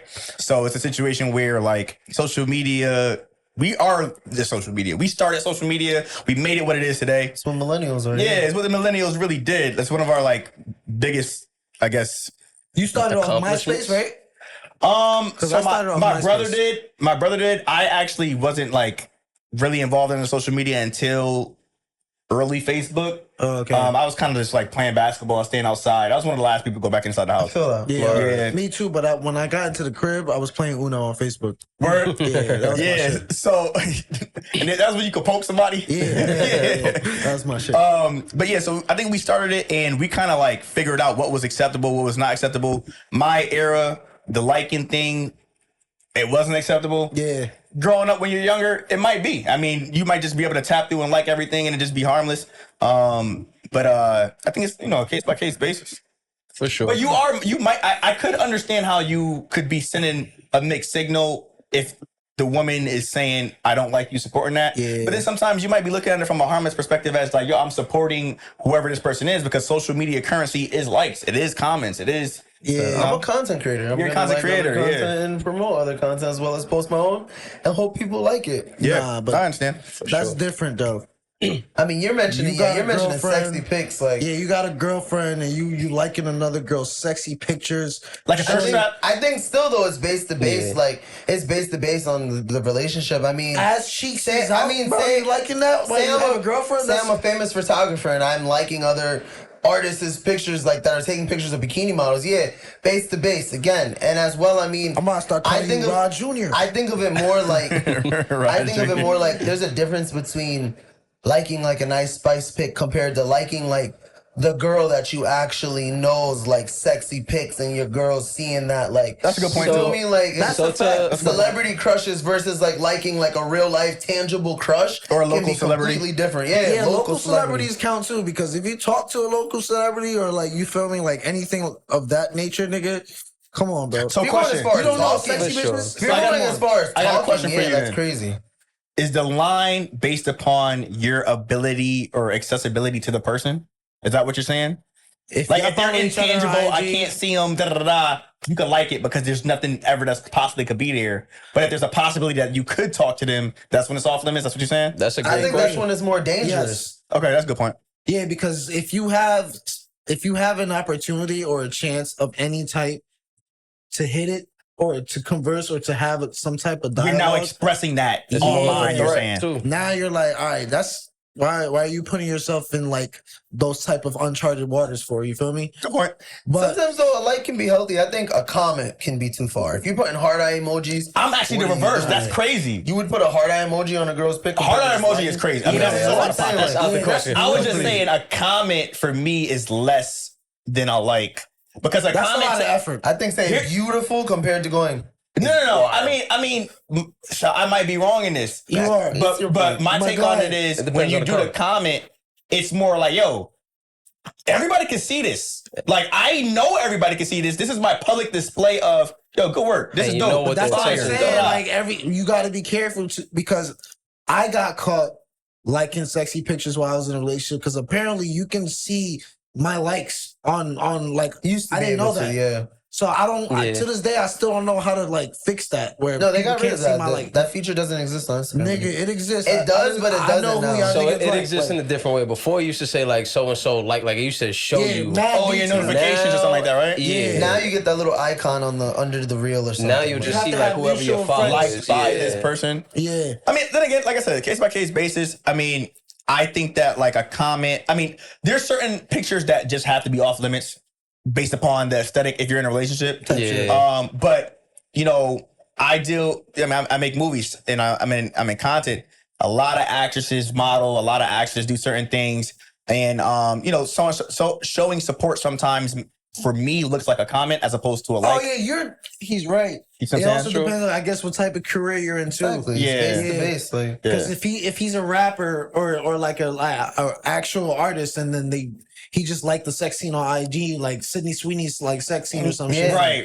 Euphoria. It's like That's just showing love. Yeah. That's a great. It's the intent. It's was all a the great intent. thing. It's all the Yeah. intent. intentions And then if you're definitely working with matter. Sydney Sweeney, you Yeah. might have to pull it back a little bit because it's Yeah. like she might DM you after that. Like, Yo, You so feel quick me? question now. not her specifically, but I promise I won't get into a tangent. It depends on how fast you answer. When you do Shot a clock sex on. scene, are you like, do you have those equipment that you need to block it off? 100%. You have to. Yeah. Yeah, you have to have the equipment. You have to have HR. You have to have everything that's necessary in order to protect yourself in the business. So. what is it? It's like a pad. It's a sock, right? It depends. There's so many different ways. It really depends on the actor's comfort, but it's usually what I like to do if I'm gonna do anything that I don't want to be seen and it involves nudity is I just have your regular clothes on and then I shoot around it. So if you see, I don't want to give too much, but It'll look like. I get what you're saying. yeah, I mean, if you see Dead in a Day, there's imposed nudity as opposed to butt naked girls. Sure, You see what I'm saying? Word. I don't really do too much when it comes to actual full blown sex scenes because of the red tape Yeah. and because of the marketability of the film when it comes to ads. Word. But outside of that, like when you actually do the legitimate thing, it's good to have what they have. It's called like I think it's like a relationship counselor or something like that, whatever Yeah. the technical term is. And they'll walk each actor with like the zones in which you could touch and you're comfortable with, the clothing in which you're able to wear. Wow, that's a lot of effort. It's a lot. it's It's a easy. lot. And It's worth it it, kind of though. gets expensive a little bit because you have to protect yourself, especially in this era. So Yeah. Yeah. That's Why? not real, guys. yeah, Sex scenes are not real. the sex scenes, trust me, is not even fun. Like you would think that, oh, I'm doing a sex scene with this girl. By the time you're done, you're like, bro, I can't wait. I can't wait to get home. Yeah. I can't curse. Yeah, my Right. problem is just like Oh, being in a sit, sex all right, scene. direct, pop, dot, dot, dot, like Yeah. it's all Way directing. too For much. me, I gotta Right. be in a sex scene with a girl that I know I'm unattracted to because if it's somebody that I'm attracted to, there's no way I'm hiding my stiffy. Like, Yeah. I just have to be Well, comfortable with then I'm everybody bricked. looking at me hard. All jokes Break aside, that. like no cap, like that is also incorporated into it too. So like the clothing in which you wear, we'll take that into account. Depending on how professional your setting is. There's certain settings where, like, bro, I've seen some movies. It's not a sex scene. It's just people having sex on camera. They just edit it. You see what I'm saying? Like it's a way in which you don't realize that you see the parts but they're actually having sex though in real life. Yeah. So like it depends on like what type of set you're on. Lil Meech definitely was fucking one time. I wouldn't be surprised. Oh, nah, I heard it was a prosthetic dick, actually. Never mind.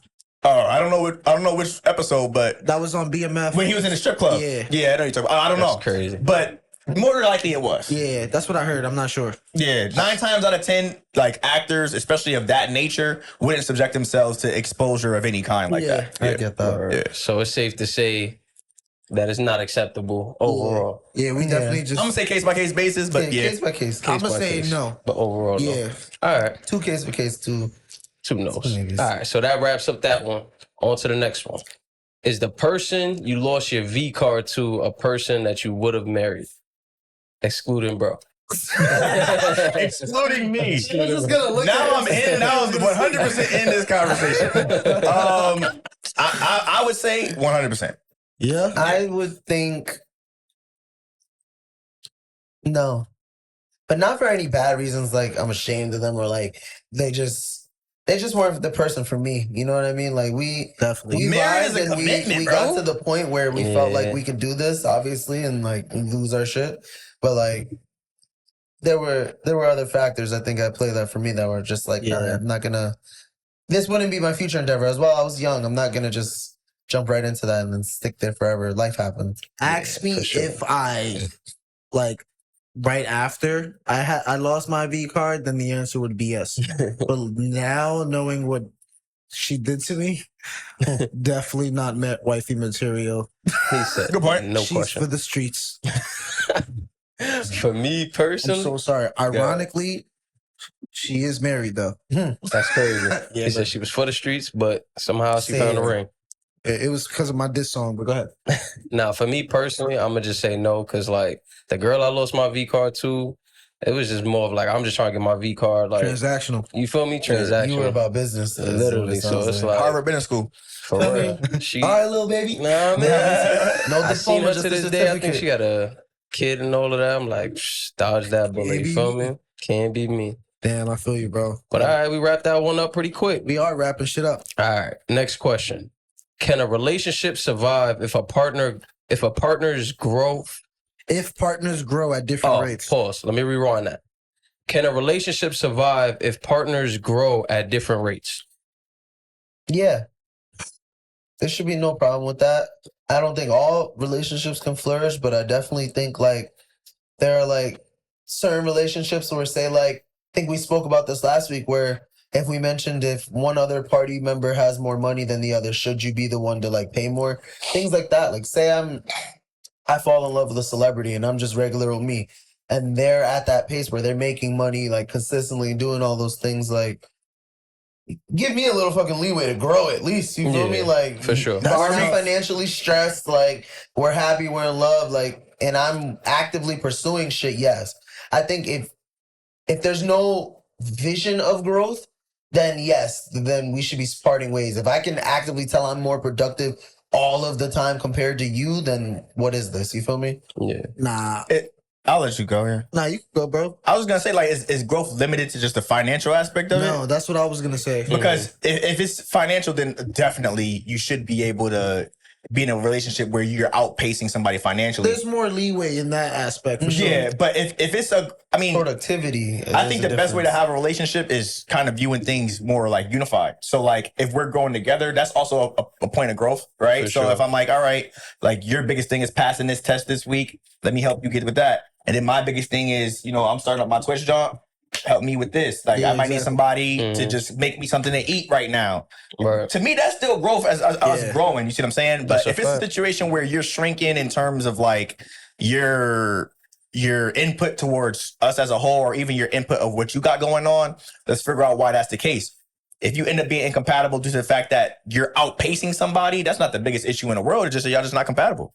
Yeah, it's hard understand because that, there's yeah. certain situations where you meet them and they fall in love where you met them at, and you have the intentions of constantly evolving, and they were just comfortable at where you met them at. You feel me? So they kind of want to stay where you guys like at that honeymoon phase, and versus fight through the conflict and to see what is actually stronger and what's better down the line. Yeah. So it's like really hard to answer that question because I've seen me grow as a human. I've seen me experience certain different things while being in a relationship. And I can see the fact that, like, if I'm in school and you're not in school, I'm experiencing a whole type of different experiences than you are. Right. And I just had a meeting today in one of the jobs, and they said, like, a lot of times when a person only grows up in one environment or know that one specific settings, it kind of like stumps their growth in a sense. And they can't. So while I'm on the other hand sitting here learning a whole bunch of stuff, there's a disconnect now because they're used to being with what they know, and I'm trying to grow into what I just found out. Right. So like now they want to stay where they are, and I'm trying to lead to where there's a possibility for us to be. Yeah. So there's a level of trust that comes with that. So either you trust me along this ride, or you're just going to sit to the side and break up with me and stay where you're at, and then I see you when I see you. Yeah. So that's literally, to me, that's tough, bro, because it depends on how much you love the person as well. Because sometimes if you love the person, you might stunt your own growth and be like, yo, I love her so much. But sometimes she might be conscious of that, and she might break up with you because she wants you to flourish. So that's tough. Nah, for sure. Case by case basis again. Subjective. Definitely subjective, for sure. I think it's a frustrating thing to deal with, but like you said, I feel like it stems down to like how much you fuck with a person, like how much you really love that person, like how much you able to like sacrifice yourself in order to help that person grow so that they match in your pace. You might not ever get that same head again, that same wop again, like that. Nah, let me stop. No, that's funny as heck. That was a good take. I saw you do some funny shit just now. I was like, wait, what is he doing? I heard it coming. That was a good that take. was funny. That was dope. I like that one. Yeah, for Good sure. question. All right, next question. When does sacrificing your mental peace for a relationship become self-destructive? Immediately. That's not true, man. I think it's immediately. That's my number one thing.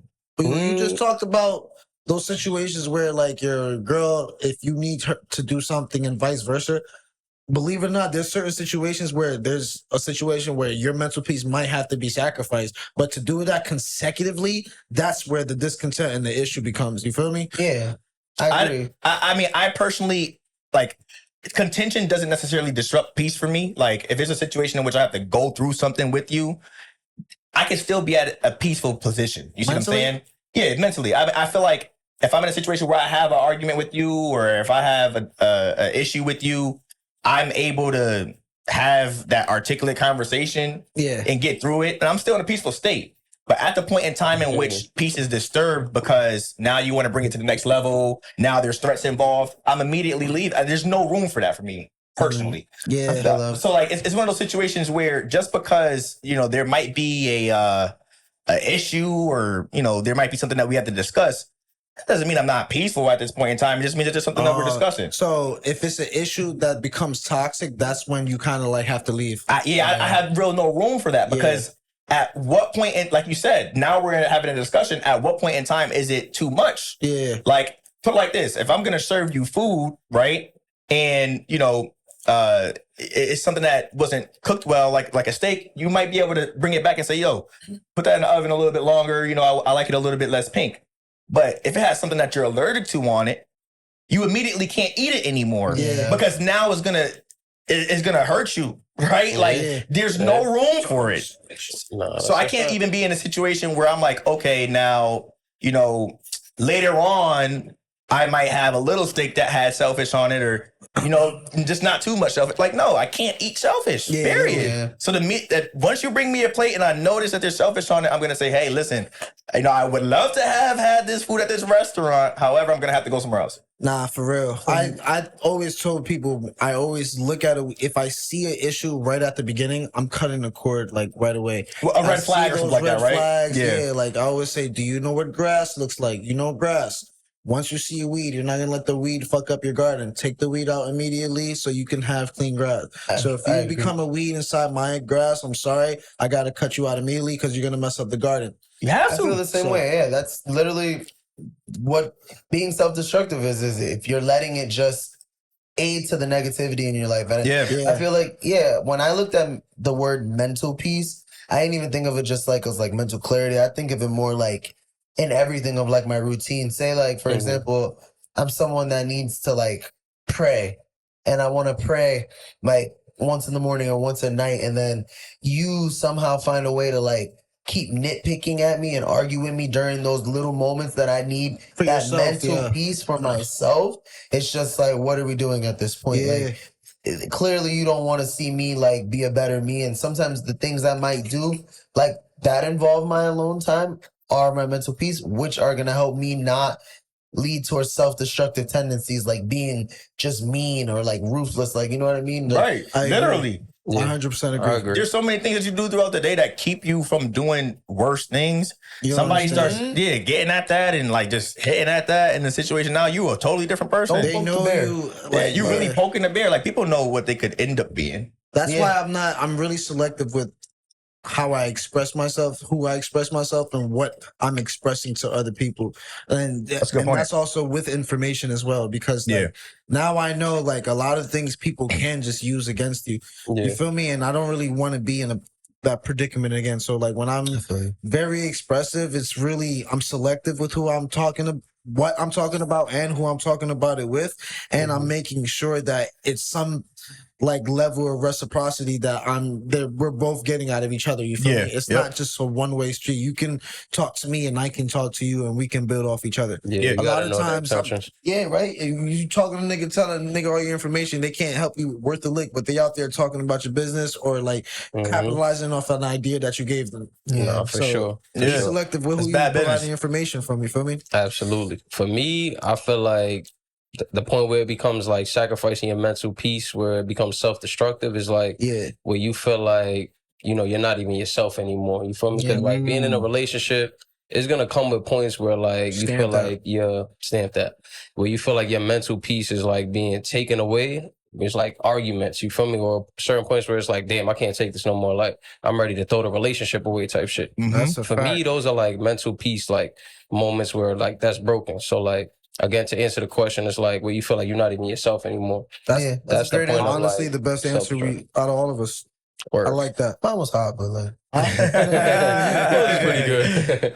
But it was like in real form. Like Nah, that that's a might good pop answer, out man. as a real. That was Word. great. Stamp that. Yeah. But all right, this is gonna be the last question, wrapping up the relationship topics. We You might dig? we might have time depending on how quick we can wrap this up. But go ahead. Let's go. All right. Should debt be paid before committing to a partner, or is it a shared responsibility? your problems are your problems. Stamp that. I agree. That's a good point. I mean, Real. when you say That's it. Nah, real shit though. when you say partner, you mean like married? Relationship. even you relationship, committed to yeah. long term. Okay.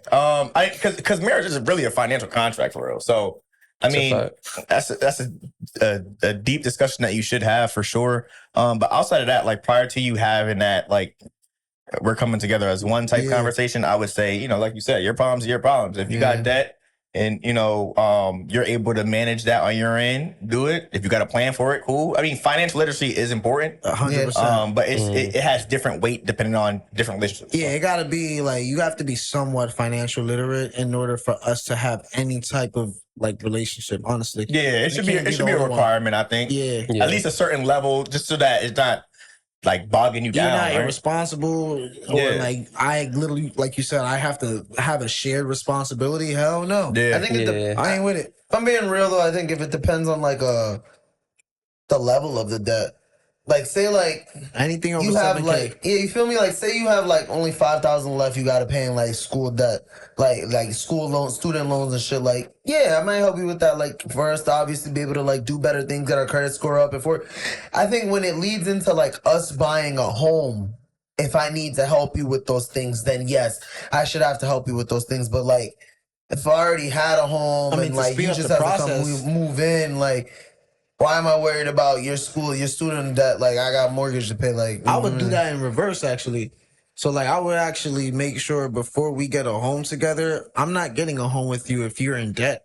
You feel me? Like bad debt. I want to invest into something, and then we're already starting in the negative. That don't even make sense. I feel For sure. I definitely think the level of debt is like important because it's like if it's a few thousand or whatever and I really fuck with you and I feel like you are at least financially literate, where it's like you understand and you just in a bad jam. Exactly. I'll help you get out that jam. You feel me? But as a man, I wouldn't want nor expect you to like carry my burdens coming into a relationship. Facts. $20,000 in debt. You got 524 credit score. Like, what? Hell no. You can't get a car. Your license is done, suspended, lost mad point. Like, you need me. There's more problems than help. Like you need me. Way Like too much baggage. That's why we get the divorce and everything's in their name. Like, you feel me? No wonder your shit under your dad's name. You calling him? Nah, that's funny. Yeah, we wrapped that shit up in 3 minutes. Word, and that wraps up the relationship topics. All right, bet. Y'all niggas is getting back. How you like it so far, bro? The podcast? Yeah. This joint dope, man. I mean, I'm glad to be in the jungle. Do y'all have animal spirits that you assign yourself to, or no? We do have spirit animals. All right. We have a spirit behind you. Yeah. We actually have our three. This would be me. All right, let me get. I was gonna guess. Oh shit. Okay, so you're first, obviously. Yeah.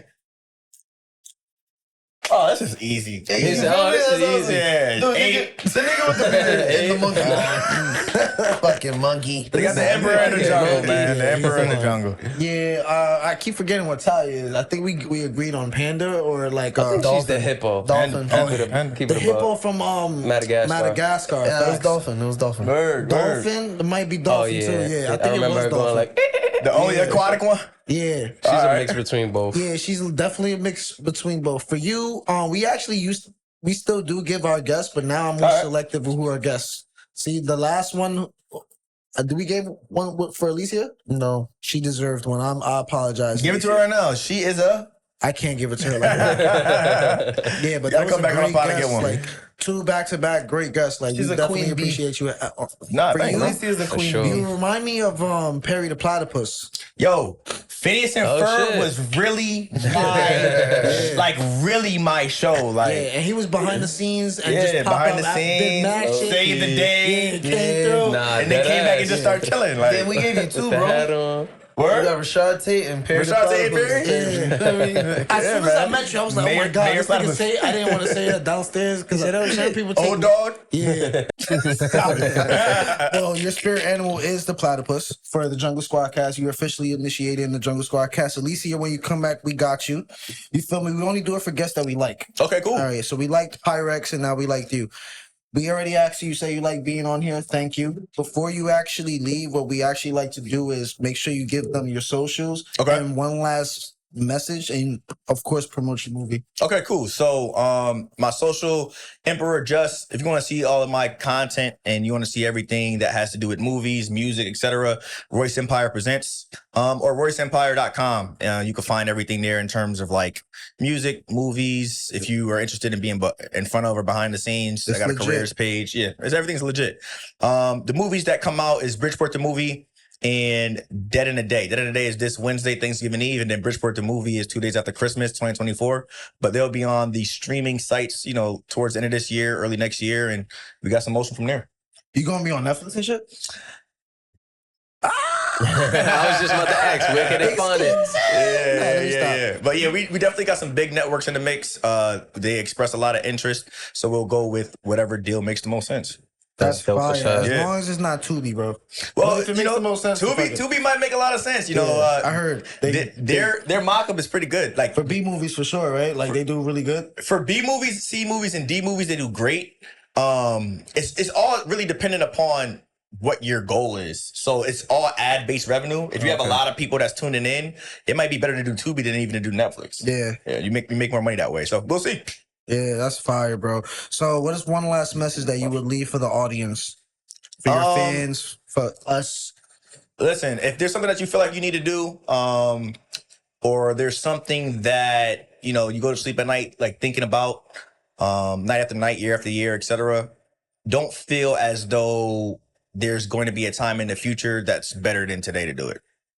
Talk Damn, about it. stamp that. Yeah, wake up and do it. Yo, you've been having like the most perfect answers. I don't know if you're a media trained or not, but I really appreciate Nah, for real. I think you made us better like communicators because I think this is the least amount of cursing we've ever done on a podcast. I swear to God. Like Time and place for everything, right? Yeah, like it was actually pretty dope. I think I still curse a lot, but you guys a been couple really, curses, really good. but yeah, you guys been really, really good. I had fun, man. This is a great pod, man. I appreciate you. I hope you come back. I hope we see you in Bridgeport 3, like one of the movies we catch you in, trying to get a little cameo. Let's do it. Yeah, we're pretty good. We're pretty good. Jungle on the big screen, man. Yo, this is the Jungle Squad cast, road to 100 episodes, road to 1,000 subscribers. Please be sure to comment, like, and subscribe at JSC Network _ for YouTube, at the Jungle Squad cast on Instagram. Like I said, we are the Jungle Squad cast. We here. Here. We there. There. And now we out of here. You did.